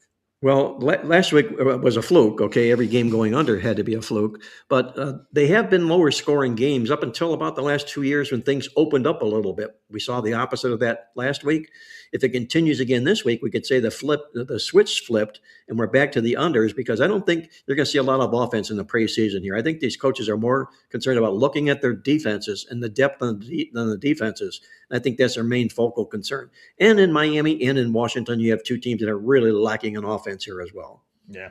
All right. What's that playbooksports.com this week and today? Well, what we're doing, we just published our preseason Part 2 football newsletter. It's 24 pages, just jam-packed with a lot of good stuff inside of there. If you want to know all about these coaches that I'm talking about, we have every coach's record broke down in their entire NFL history, what they do in the preseason, their best role, their worst role. There's a ton of great stuff inside of there. And there's also previews on the regular season coming up. So you might want to get your hands on a copy of that, our preseason newsletter. You can find that and a whole lot more at playbooksports.com. And just this note in passing, Scott, if you subscribe to anything that we do of subscription publications, you'll get that coffee club that you talked about free on me, no charge in your inbox every day from now until the Super Bowl. Cool. Playbooksports.com, folks. Great site, and Mark said some great things on that website. So, Mark, great job as always, man. Do appreciate it, and enjoy the weekend, and let's get some winners. Hey, Scott, enjoy the games. Be well, and I'll catch up with you next week. You got it, man. Appreciate it. Marc Lawrence, playbooksports.com, a good buddy to the program. And it is, I love the coffee club. It gives all kind of betting trends and different stories and lines and all kind of things to follow. And then it's like, it's affordable. Couple things he charges for, but there's a lot of free stuff on there as well. It's a real good site. He's a real good man. So do appreciate that, Marc Lawrence. Playbooksports.com. Yeah, the preseason, that's not bad, with the Dolphin under, 36.5, that our trend wise would say over. If you want to buy into the original trends, that would say over. But he really seems to like the under quite a bit in that football game. I'll pound away on the Jets. I know he's 100% right. It's the New York Jets, right? I mean, but we saw not only did Tennessee win, not only did Tennessee cover, but they won and covered with their starting quarterback playing lousy. So, some of these trends in these preseason games it's tough to do. Who wants to lay 6.5 points with the New York Jets, right? But when it makes sense, the one thing about preseason, unlike the NFL regular season, NFL you could get the premise right, but team makes this great comeback and stuff. You don't see too many comebacks in preseason games. The guys, they're not necessarily give up, but some of these backups just aren't really any good. It's not like they're not trying, but you don't generally see that. So quick little 14-3 Jets lead. Man, I'm not that I'm cashing my ticket, mind you, but it looks a whole lot better in the preseason than it does in the regular season. That is for sure. So I got some college football over-unders. So here we go. We gave out a bunch on Tuesday, gave out a few more yesterday, and now here Friday. So maybe it was Wednesday, Thursday, Friday. But here's to go over the ones we gave out, and I'm going to go back over this weekend, and then next weekend we'll make it official. But these are the ones I'm going to dive in a little bit deeper, right? We like the over in Ball State. We like the over in Boise State. We like the over Arizona State. These are team total overs. Like the over Fresno State, Georgia, and Jacksonville State. All right, so I'll give you three more that I was looking at last night. Navy is 7.5. I looked at them and I got them winning 10 games. Maybe 9, but I like their schedule. They got a bunch of kids. It's rare that you say this, but they got 4 guys on offense, 5 on defense coming back. The head coach has done a great job there. He's coming back. There's no reason in my world why this team should all of a sudden go from a 10-win football team like they were last year to 7 wins. They're going to go 7-5. I don't see it. I really don't. To me, they only have one automatic loss, and that's Notre Dame on their schedule. All the others are winnable. So I like the over Navy 7.5. I like the over 7.5 North Carolina State as well. Another team that had some success last year. Their quarterback is back. They were last season. I didn't write it down, but they were 7-8, 8-4. I think they were. No changes, no major changes. They returned a few of their guys, which is always key, but easy schedule. That's the key with this one. Clemson, no. Miami, no. SMU, no. 3 best teams, arguably, in the ACC, and they don't have to play any of them. That's, I don't see this team going, 7-5, which is what you'd have to have in order to miss out on the over 7.5. With that easy of a schedule, I got them going 9-3, and that's being a little conservative. Then I like over 4.5 Nevada, believe it or not. Another team last season that wasn't very good, 3-9, but they returned a bunch of their guys. And the conference they're in got real easy. I see 5 wins for this Nevada football team. I think they're going to bounce back. They've been a pretty good program over the years. Not great, but halfway decent. The unders we gave you before today, under Air Force, 7.5, under 2.5 Charlotte, under 6.5 Florida State, under 4.5 Georgia State, and under 8.5 Kansas State. I'll give you 4 more here. We're going to go under 7.5 Memphis. I got them going 4-8. They lost everybody. Their head coach left for Arkansas. New head coach. All the players left. I don't see, in the American Conference, pretty good conference. I don't see 8-4 for Memphis. I think they're going to go. In fact, I got them going completely the opposite. I go 4-8. I'm going to grab under 7.5 plus 144. You could go 8.5 if you wanted to, but I'll take the plus money under 7.5 Michigan. I think they're going to have a long season. 6-6. I got them written down for. Under 4.5 North Carolina. Kind of rooting for Belichick a little bit, but it's not happening. They were awful last year. What they finish up last year? North Carolina, I wrote it down here. They were 4-8 last year. I think they're going to go even one step worse. I think they're going to go 3-3. Tougher schedule this year as well. I just don't see them winning these games. They were so bad last season. And then last one, I'll grab under 5.5 Northwestern. Again, they fired the head coach, Pat Fitzgerald. He's gone. He's over at Michigan State now. He's the one that kept that program afloat after all these years. It was the abyss for college players and coaches. I don't know if it's going to fall that far back, but I don't see 6 wins. The over-under is 5.5. I got that as 3-9. They play a bunch of the big boys in the Big Ten. I don't see, and even the one winnable game, Michigan State, their players at Michigan State, that's a home game for them, are going to be pumped up for that one. They might not win that one. Like I said, I got them winning 3 games, so I like the under 5.5. We'll take a quick little break. Colby Dant, the College Experience Podcast, will join us. The Sports Gambling Podcast Network. We'll get some college football over-under thoughts from him. As hour number 2 continues, it is live still to get to the Scott Wetzel Show here at FanStream Sports.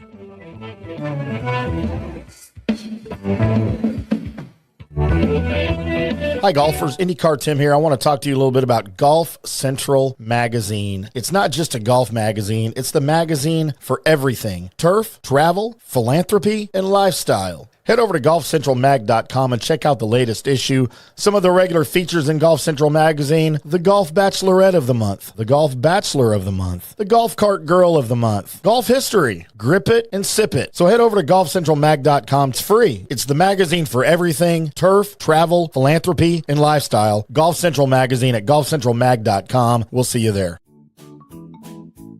Sports fans, it's time to gear up. Head to fanstreamsports.com and check out our brand new merchandise store. We're talking bold t-shirts, 3/4 zips, hoodies, hats, mugs, and more. Everything you need to rep your favorite shows and your favorite crew. Whether you're rolling with the J.P. Peterson Show in Tampa Bay, From the Rough in Dallas, the Tim May Show featuring Clay Hall, or the Jeff Thidoff Show in Ohio, or any of our FanStream Sports original programming, we've got the perfect look for game day and every day. So don't wait. fanstreamsports.com. Click merch and grab your gear now. Wear the stream, live the stream.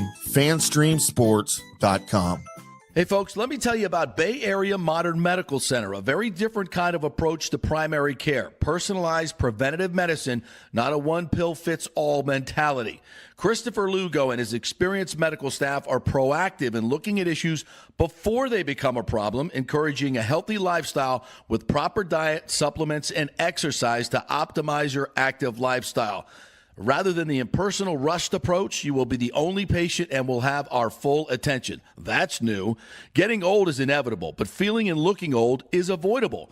Bay Area Modern Medical Centers are experts in anti-aging regenerative medicine that optimizes your body's performance in many areas. So call for an appointment to get started on a journey back to full health and a happy life with a new, modern way of healthcare. Call 844-977-3477 or go to BAMMC.com. That's 844-977-3477 or BAMMC.com. Today's show is brought to you by Tomstown, a premier craft distillery based in Kansas City, Missouri. Discover their award-winning lineup, including double oaked bourbon, botanical gin, and double grain vodka, named the best craft vodka by the readers of USA Today. Available for online delivery in 40 states. Visit toms-town.com or their Kansas City distillery to explore more. Elevate your game with Tomstown, where history meets innovation. Please enjoy responsibly. Orion Golf Management Solutions. Orion Management Solutions has tailored its service packages just like it tailors its approach to customers. Some owners need more supervision, while others need periodic assessment of their short-term and long-term strategies and programs. Orion can be called in to develop a business plan with the existing staff, or we can assist with the daily management of a facility or event. Either way, we make sure the client is satisfied and understands the direction the facility needs to go in order to achieve the owner's goals. Orion Management Solutions can help with owner assistance service solutions, daily course management, business plan development, monthly operations, or as-needed consulting services. Whatever your need, Orion Golf Management Solutions can help. Check out oriongolf.com. Let's go. Right now, back to the show on FanStream Sports.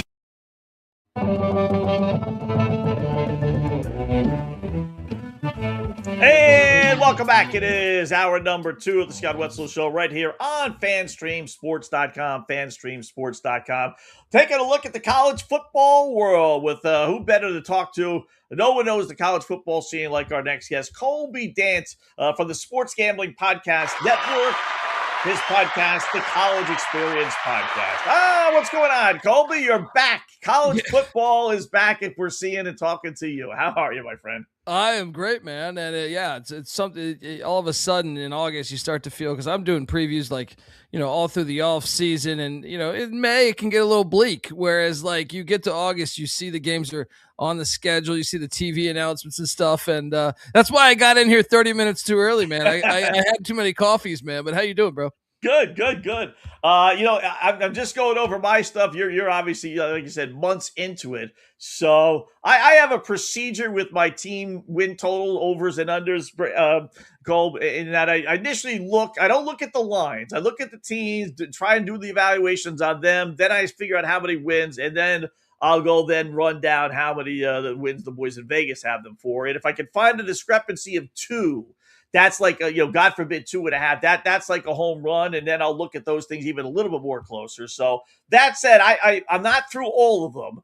I'm through M's right now. I'm heading into Nebraska right now in my alphabetical list here, but I have about 15 already. So I don't know how many do you have when everything is said and done after you do all your research, and can you whittle it down to 15, 20? Because you know everything. So I mean, I'd probably go in on way too many. Like if my wife knew, you don't want to say, might not be my wife, but I would say, like, I mean, last year the problem is sometimes you're out with some buddies or something, and they sell you on their team, right, and you're having a few cocktails or something, and next thing you know, you're going in on it, and you say, wait, when did I do this play? But no, I'd say last year I did about 50 plays. Okay, yeah. That's. Yeah. I mean, win totals, just win totals. Futures, right. If you're talking futures, then we could this gets really messy. But yeah, about 50 plays, I would say. And a lot of times the line moves and stuff. You take like Southern Miss last year. My ego thinks that I moved the number, even though it did move though, and I got 4.5. And by the time like we got to July, or maybe early August, that thing was at 5.5. I think it might even rose from that. So sometimes I'll even double down. Sometimes I think I should have threw more money, because you get certain feelings through the season.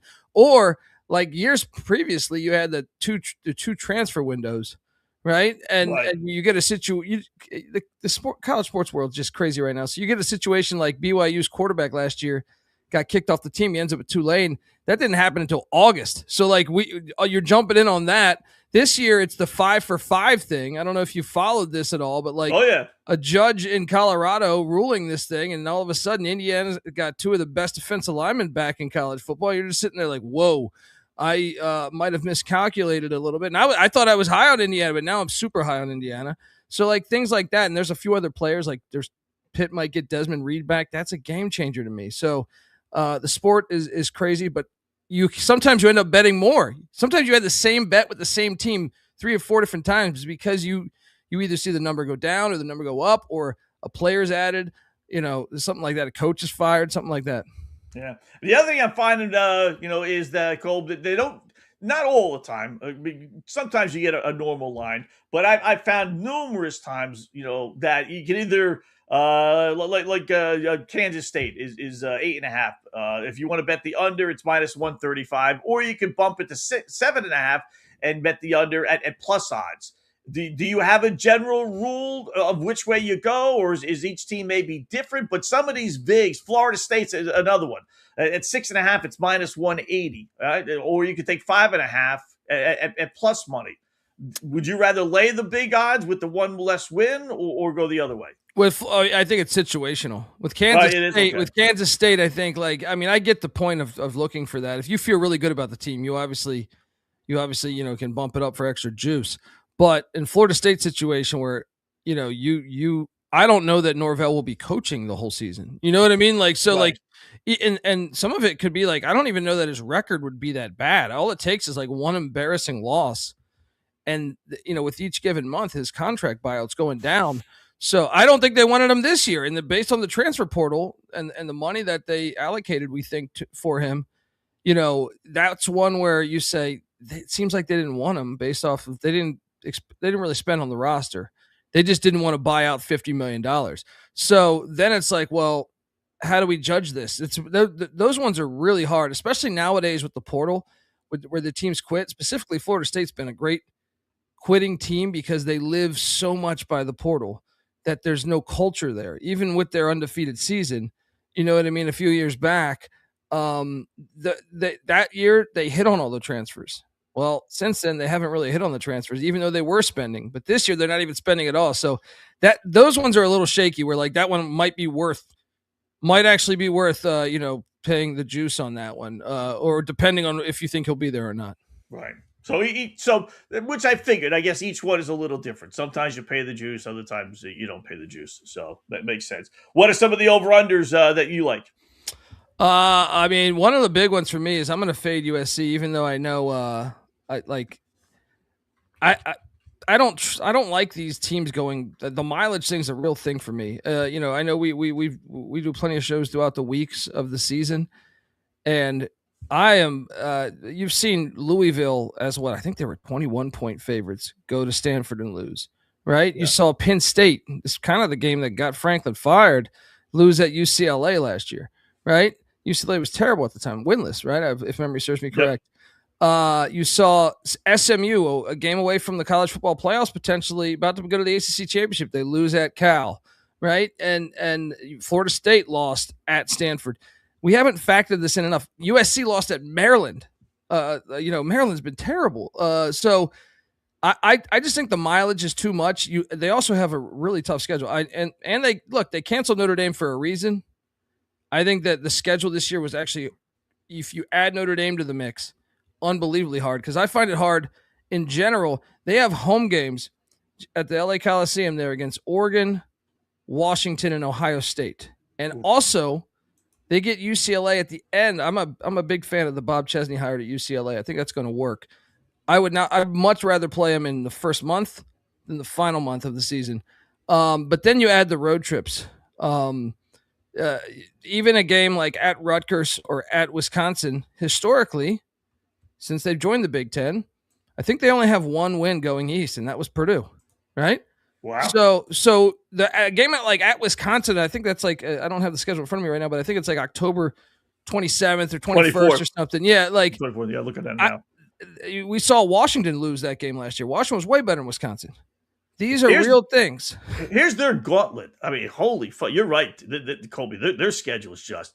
They have a stretch of Oregon at home, end of September, Washington, at Penn State, at Wisconsin, Ohio State, Indiana. I mean, that's a hell of a 6-game stretch.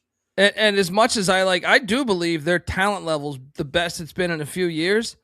It doesn't matter the sport. You know this, whether it's NHL, whether it's NFL, when you start putting on this much mileage, there's real, there's a loss there that you're not seeing because they're going to come out flat.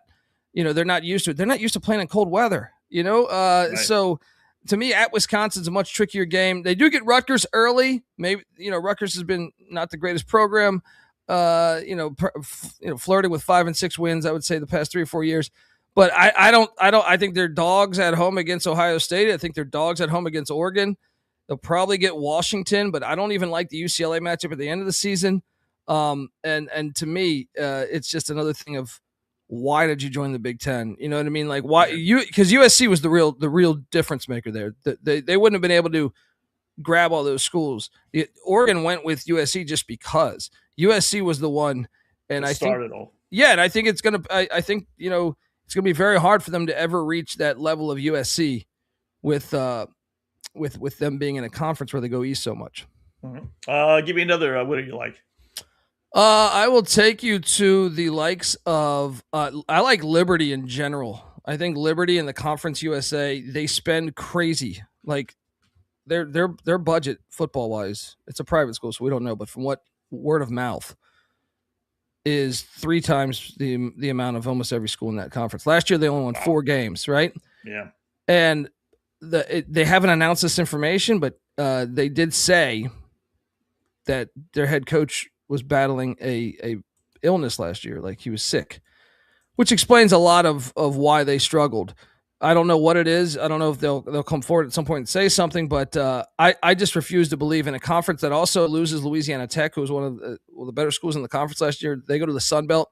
UTEP heads out to the Mountain West. Not that UTEP was any good, but they're basically like an FCS conference, and to me, I just buy into the money. And if anything, like if you look at what they did in the portal, they went even deeper into bringing in big-time players.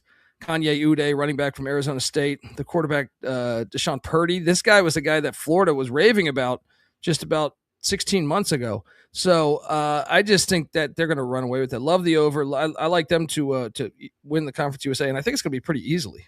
Yeah, I see they got James Madison on the road. I'm looking at that, but other than that, that's a non-con game. You can lose that game. Oh, that's right. That's a rivalry game. That's a great week 1 matchup, but in conference, everyone else, like, I don't think is really, Kennesaw won the conference last year. Their team got rated in the portal. And that's the thing nowadays with the mid majors. Unless you have a school that can afford to keep your players there, it's really hard for them to keep continuity. Yeah. At the the group of 5 level, unless you're Memphis or unless you're Liberty, unless you're some of these schools that actually have a decent checkbook, UNLV, then it's going to be really challenging to keep all your players. So, but Liberty is definitely one of those, and that's why I think it's an easy play. All right, how about another over or under?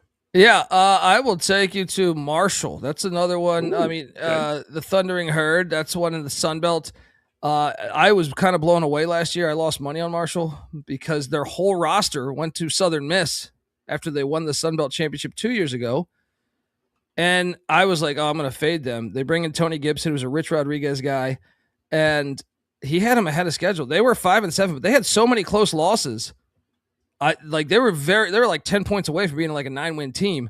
And they bring back a lot of that. Their defense was terrible, and Gibby's a defensive guy. I've followed him his whole career, really. I think he's one of the elite defensive coordinators. He's going to find a way to get that right. They return their quarterback. And to me, the Sun Belt's kind of in a taboo right now. We hit on James Madison a second ago.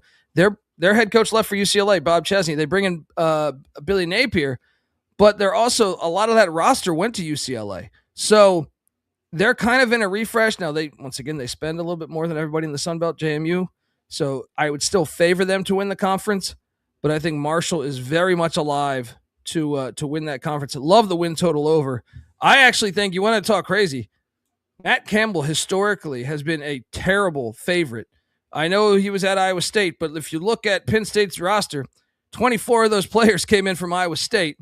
Week 1, Marshall, Penn State. I'm not calling for the money line, but I don't mind a first half money line, and I certainly would take the points, knowing that Campbell has struggled so much as a big favorite. So that's one right there. I mean, I could go bigger schools too, but those ones I was just recently doing those, and I was just like, man, I got to go in on Marshall. I got to go in this. So Thundering Herd, I think, is a good play. All right. How is Miami, Notre Dame, or even Indiana not making the college football playoffs this year?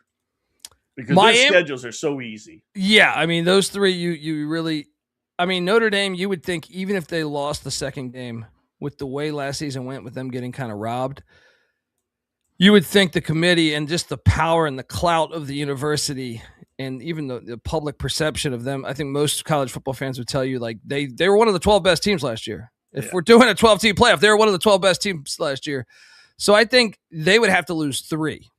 I think 2, they're still in. I know people said the schedule's light. I just think based off the way last season went, they lose 2. I think they're still in. So I don't see them missing it. There's no way to me. Miami would be the one of those 3, just because I think there is a scenario there where Cristobal might have just caught lightning in a bottle. Now, I'm one that, like, I don't think many people were ready to have this conversation, but that was a 7-way tie for the ACC championship last year. I think Miami might have benefited by not playing in it. Definitely. Yes. And I was at that championship game. I covered that for my company, and it was freezing, and it was like a misty day. Boys from Miami, and look, they who knows what they would have been playing. You could play, was it Duke? Was it Virginia? Was it SMU? Was it Georgia Tech? Wake Forest? Because the tiebreaker scenario was so wacky. But they did lose to Louisville and SMU in the regular season. And the Louisville game, they never even had the lead in. That was in Miami. So Cristobal, as much as I must eat my words a little bit, because it was a great performance that he did, and I do think he's learned to let his coordinators be more of the coaches than him, which is a skill in its own right for a good head coaching. But I still think, like, I wonder about preparation. You know, like sometimes they're sleeping historically. Mario Cristobal teams do, even at Oregon. So I would say maybe they go to Clemson. Maybe Clemson gets them. Maybe, Virginia Tech with James Franklin. Maybe they're ahead of schedule come November. That would probably be the one, even though I love the Mensa get. Like, I think Mensa is an upgrade. But maybe just focus the culture, maybe not being the same. But Indiana and Notre Dame to me are like shoo-ins for the playoffs. How about you? A little flyer. How about North Carolina State? You know, they don't have Clemson, they don't have SMU, and they don't have Miami on their schedule. I mean, if it's ever going to happen for North Carolina State, this would be the year. What do you think? Well, I mean, the schedule gods came through big for them. Yeah. And even bigger maybe is the fact that originally they were going to play Virginia in Brazil. And I don't know if that's because now they got to go to Virginia, but Virginia's not known for like a crazy crowd. So it's like it could have been mileage-wise, it's just a little easier. CJ Bailey's a really good quarterback, man. And that's one I'm just reluctant because Doran has somehow been able to stay at NC State forever despite having a losing record in conference. He's one of the longest tenured coaches in college football. And they always slip up, like last year's Virginia Tech team, who was terrible, hence they fired Brent Pry and hired James Franklin. They lost at home to that team. And I get what everyone's saying, though, because I feel like that's become a trendy play. You look at the roster, they really loaded up defensively, right? But got a bunch of players in the portal on defense that I think could be difference makers. They did lose some offensive weapons, though. Hollywood Smothers are starting running backs at Texas.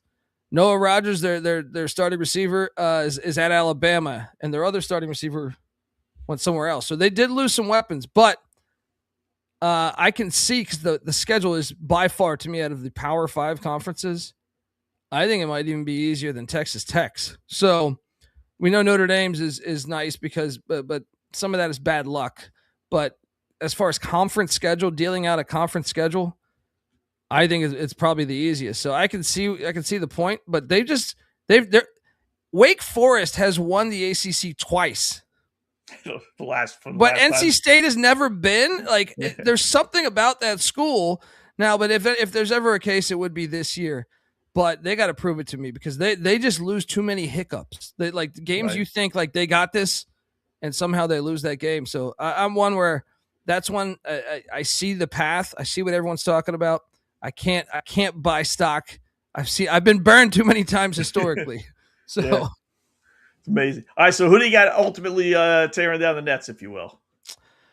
Yeah, I would say right now, I mean, the 12-team playoff, if it goes, the team that I'm kind of most bullish. I'll be honest. I kind of have swayed my opinion based on the 5-for-5 with Indiana getting those defensive linemen back. I think there's a decent shot they could repeat now because I'm like, oh, that D-line is going to be so nasty. But prior that news, I had Ohio State winning it all. So there's that. But here's another thing. We've never seen it. I was trying to look historically. We've never seen 4 straight Big Ten teams. Never 4 straight of anyone, especially if they're 4 different schools. There's a chance if like Penn State or Oregon or USC get to the playoffs and win that thing. But I guess I'll stick to Ohio State since I definitely did it as part of the write-up on our website. But Indiana landing those two guys, I'm kind of buying stock again in the Hoosiers, which sounds crazy because 16-0, craziest season ever. There's no way they go undefeated again, though. But at the same time, that news of getting those guys back, and that's another thing I don't think we pay attention to enough is how old they were last year. Yes, right. A lot of JMU transfers, but I think it pays to be old, and they're old again this year now.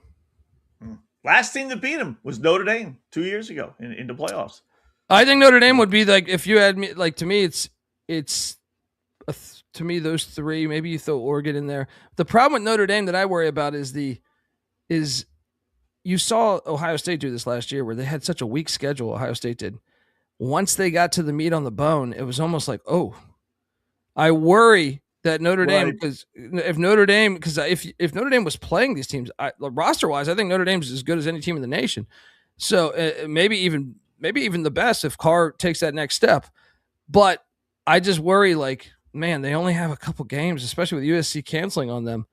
There's only a couple games where they're going to be, so you might not just be ready for that grind, because it's a grind now when you get into the college football playoffs. Even Miami, look, they won at A&M, then they take down Ohio State, then they take down Ole Miss. So you got to win 4 straight games. And I kind of think Notre Dame's more likely to get there than to win it right now. But we'll see. Yeah, they got a little gauntlet. The at BYU, Navy, which I think is at the Meadowlands, and then Miami, which is going to be a monster game. Like, so that's there, and SMU's on there. If they're as good as they've been recently, it's easy. But I always tell this to people that are anti-Irish fans, like, who knew Wisconsin was going to fall off the map? Michigan State's had some halfway decent teams. North Carolina, with their run of quarterbacks, Trubisky and all the other, they've been pretty good. BYU's good. So it's not Notre Dame's fault. It's not like Notre Dame made this schedule last year and said, boy, we're going to schedule a bunch of cupcakes. It's all the others haven't held up their end of the bargain. Otherwise, that would be a really good schedule. I completely agree. That was one where who could have foreseen a rivalry like USC's going, by the side. Yeah. And then also Wisconsin, when they scheduled that game, because they played the first, that was not a home and home, but similar. Soldier Field, the first one, Lambeau, the second one. When they scheduled that, Wisconsin was a top 25 team. So that one made sense. Same with Michigan State. When you schedule that, Michigan State with D'Antonio had them in the playoffs. So like the rest of the ACC one, that's just random. That's the ACC's fault. They're going to give you the random schedule, and if that's what you get, that's what you get, because they have that tie-in with the ACC. But it is unfortunate, though. I do feel a little bit like bad for them in a way, because and a lot of people says, well, join a conference. I completely disagree. I think Notre Dame should stay independent forever. I think more teams should go independent personally, bring back regionality a little bit more in the sport. So, but yeah, I think it's been an unfortunate thing, but we'll see. BYU is one that I don't know that I'm like. Notre Dame's playing at BYU, so I think that's incredibly hard, but I don't know if I'm buying the smoke as much as people are there on BYU being. I know their offensive line is going to be nasty, but I just feel like there's a lot of close games last year. Sometimes the flip side of that coin, the next year you lose some of those close games. So we'll see if BYU can hold up. I do think Miami and SMU will be really good games. So there's that in their favor. Wisconsin's win total is actually, I think, like, surprisingly, I think it's like 7.5 right now, or 7, something right around there.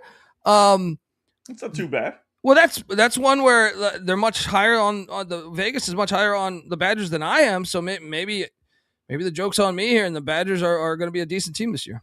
Yeah. Colby, where can folks find you?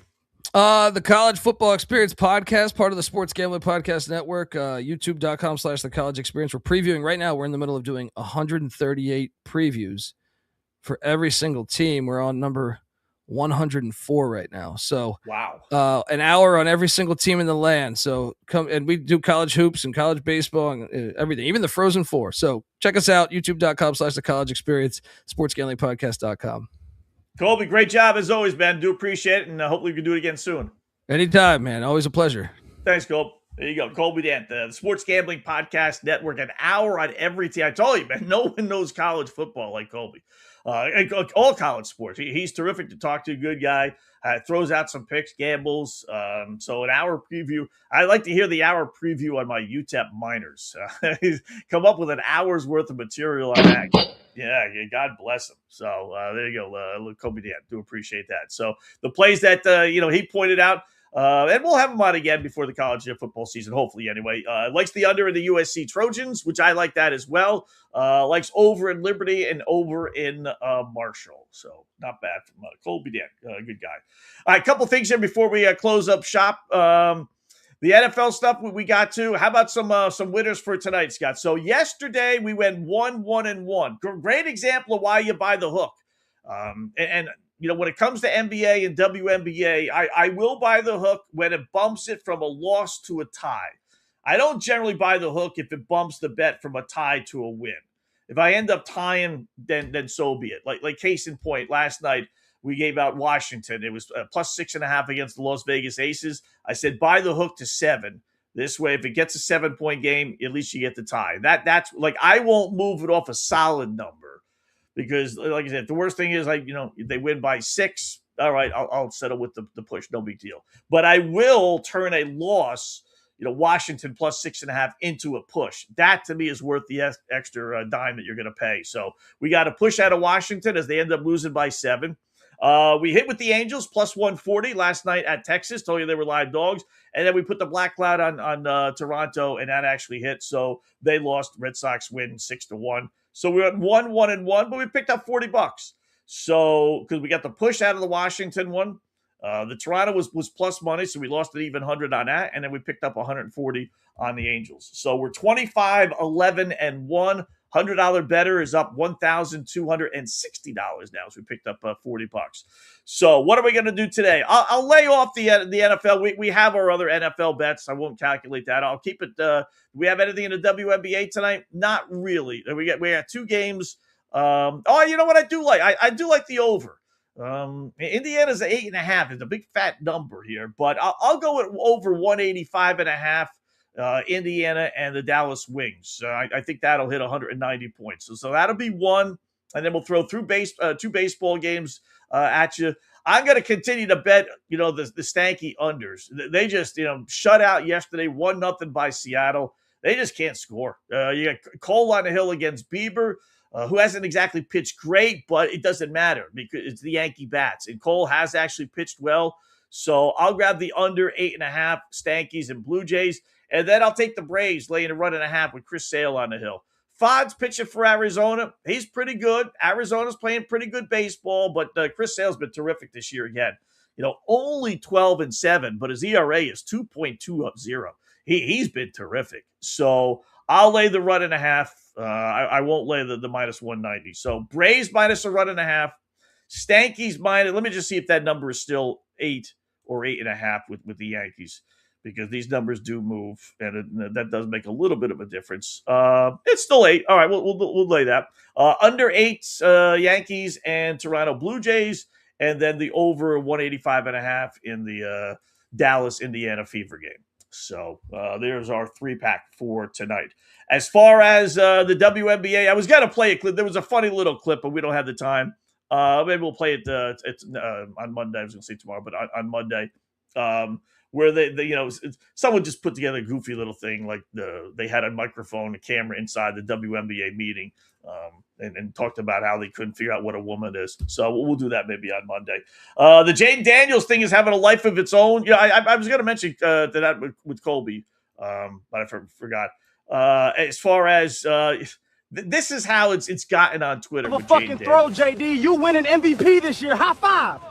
Did you just try to fucking high-five me? Are you serious? I am the only 5. There are no other 5s. Fuck you. Fuck yes, Burrow. I quit. Threw a little Joe Burrow in there. Obviously, that wasn't real. But this him taking his 5 number so seriously, it's got a life of its own on Twitter. It really does. I mean, man, he's got whatever he thought was going to happen, has not happened. He needs to hold a press conference and just say, you know what? No big deal. I was a little upset. I don't want them using my name and like this. I don't know what they're actually doing. LSU, they got so many freaking players. right? Whether it's Joe Burrow or Jamar Chase, they got a gazillion guys they could use, so that's really no big deal. I don't know how much they're actually using him. Lane Kiffin doesn't know if he's coming or going with this situation. But the bottom line is, he wants no one to use his number 5. And that's just, he was there 2 years, as we told you yesterday. 2 years. He didn't win a national championship like Joey B did. I don't know if he had like a brain cramp and he realized, he doesn't realize he wasn't like that successful there, that they're going to retire his uniform number. I don't know why they ever would have done that, to tell you the truth. I really don't. They had a poll. Pew Research found out 73% of Americans side with Sophie Cunningham, that men who identify themselves as women don't belong in women's sports. You know what? I would have said it would have been higher than that, to tell you the truth. I really thought it would be higher than that. And then the last one, survey of a wealth management platform called Betterment found that 26% of young adults treat sports betting as a deliberate part of a long-term financial strategy. And then more than half of Gen Zers also rerouted money from their investments to sports betting last year, compared to only 24% of all Americans. Man, you dudes, you need to go to the website, oppositepicks.com. Nobody beats the boys in Vegas. Simple as that. So, but okay, you think you can? Knock yourself out. We do, but we're different. I will leave you with this. I wondered about this. I really did. I heard the story in Kansas where they're requiring all students in grammar schools to put and lock up their phones. So it's like, well, how are they going to keep track of all that, right? But here's how they're doing it. Let's go. Next one up, please. Por favor, quien sigue. Get yourself in line after you deposit your phone. There's like a little machine there that they grab the phone and they just, much like a mailbox, if you got, a P.O. box, which I do. Then they get a card, and I guess at the end of the day, they hand in the card, and okay. Now, how many of these dopes are keeping that card? That's what, that would be my concern. How many guys just lose the card? Someone steals their card. They put it on a table, lunch table. They forget to grab it. Someone else takes it and gets their phone. And there's got to be a better way. I'm all for it, but how about just no? You can't come to school with a phone. Simple as that. Just as simple as that. So they spend $150,000 on those new cell phone lockers. Pretty cool. Pretty, like I said, I was wondering how they were going to pull that off, and that's how they did it. So there you go. And by the way, we didn't get to this either, but the Buffalo Bill, remember the Buffalo Bills Stadium? We talked about and joked about how there are all these bad seats and everything, and the Jumbotron is so small. So the firm that designed it came back and said, no, we didn't screw that up. That was part of the plan.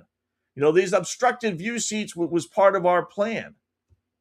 And I'm thinking to myself, what? You spent $2 billion on a new stadium in which you designed seats to have obstructed views? You did that on purpose? They're thinking, they're defending like, no, we didn't screw up. That was our plan. What kind of firm would design a stadium that has obstructed views? It's a football stadium.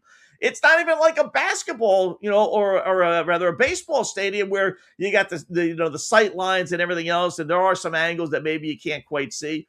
Football stadium is just it's an oval. I mean, you got to go out of your way to have obstructed views at a football stadium, and that's apparently what this firm did. This firm, no doubt, made hundreds of thousands of dollars designing this stadium, and then the nitwits in Buffalo approved it. Like, were they not told that there would be thousands of obstructed view seats, and they said, "Who cares? Go ahead, build it anyway." I mean, just how stupid is that, right? You're being paid hundreds of thousands of dollars. Do whatever you want. Just design us a stadium. You got a $2 million, budget. Knock yourself out. Just do me one favor. What's that? Just make the Jumbotron big enough so everybody can see it. And just make sure there aren't any poles in people's way. And, oh, by the way, we need railings, especially in the upper deck. And oh, by the way, we need some bathrooms, on every floor, because we got 4 floors. So let's make sure we got bathrooms on every floor, which I think you do. There's railings on every walkway, which I think you would do. Jumbotron big enough, for everyone to see, which I think you would do. That's it. Other than that, do whatever the hell you want. And they couldn't even get that right. They screwed up the absolute basics. And they screwed up on purpose. Oh, brother.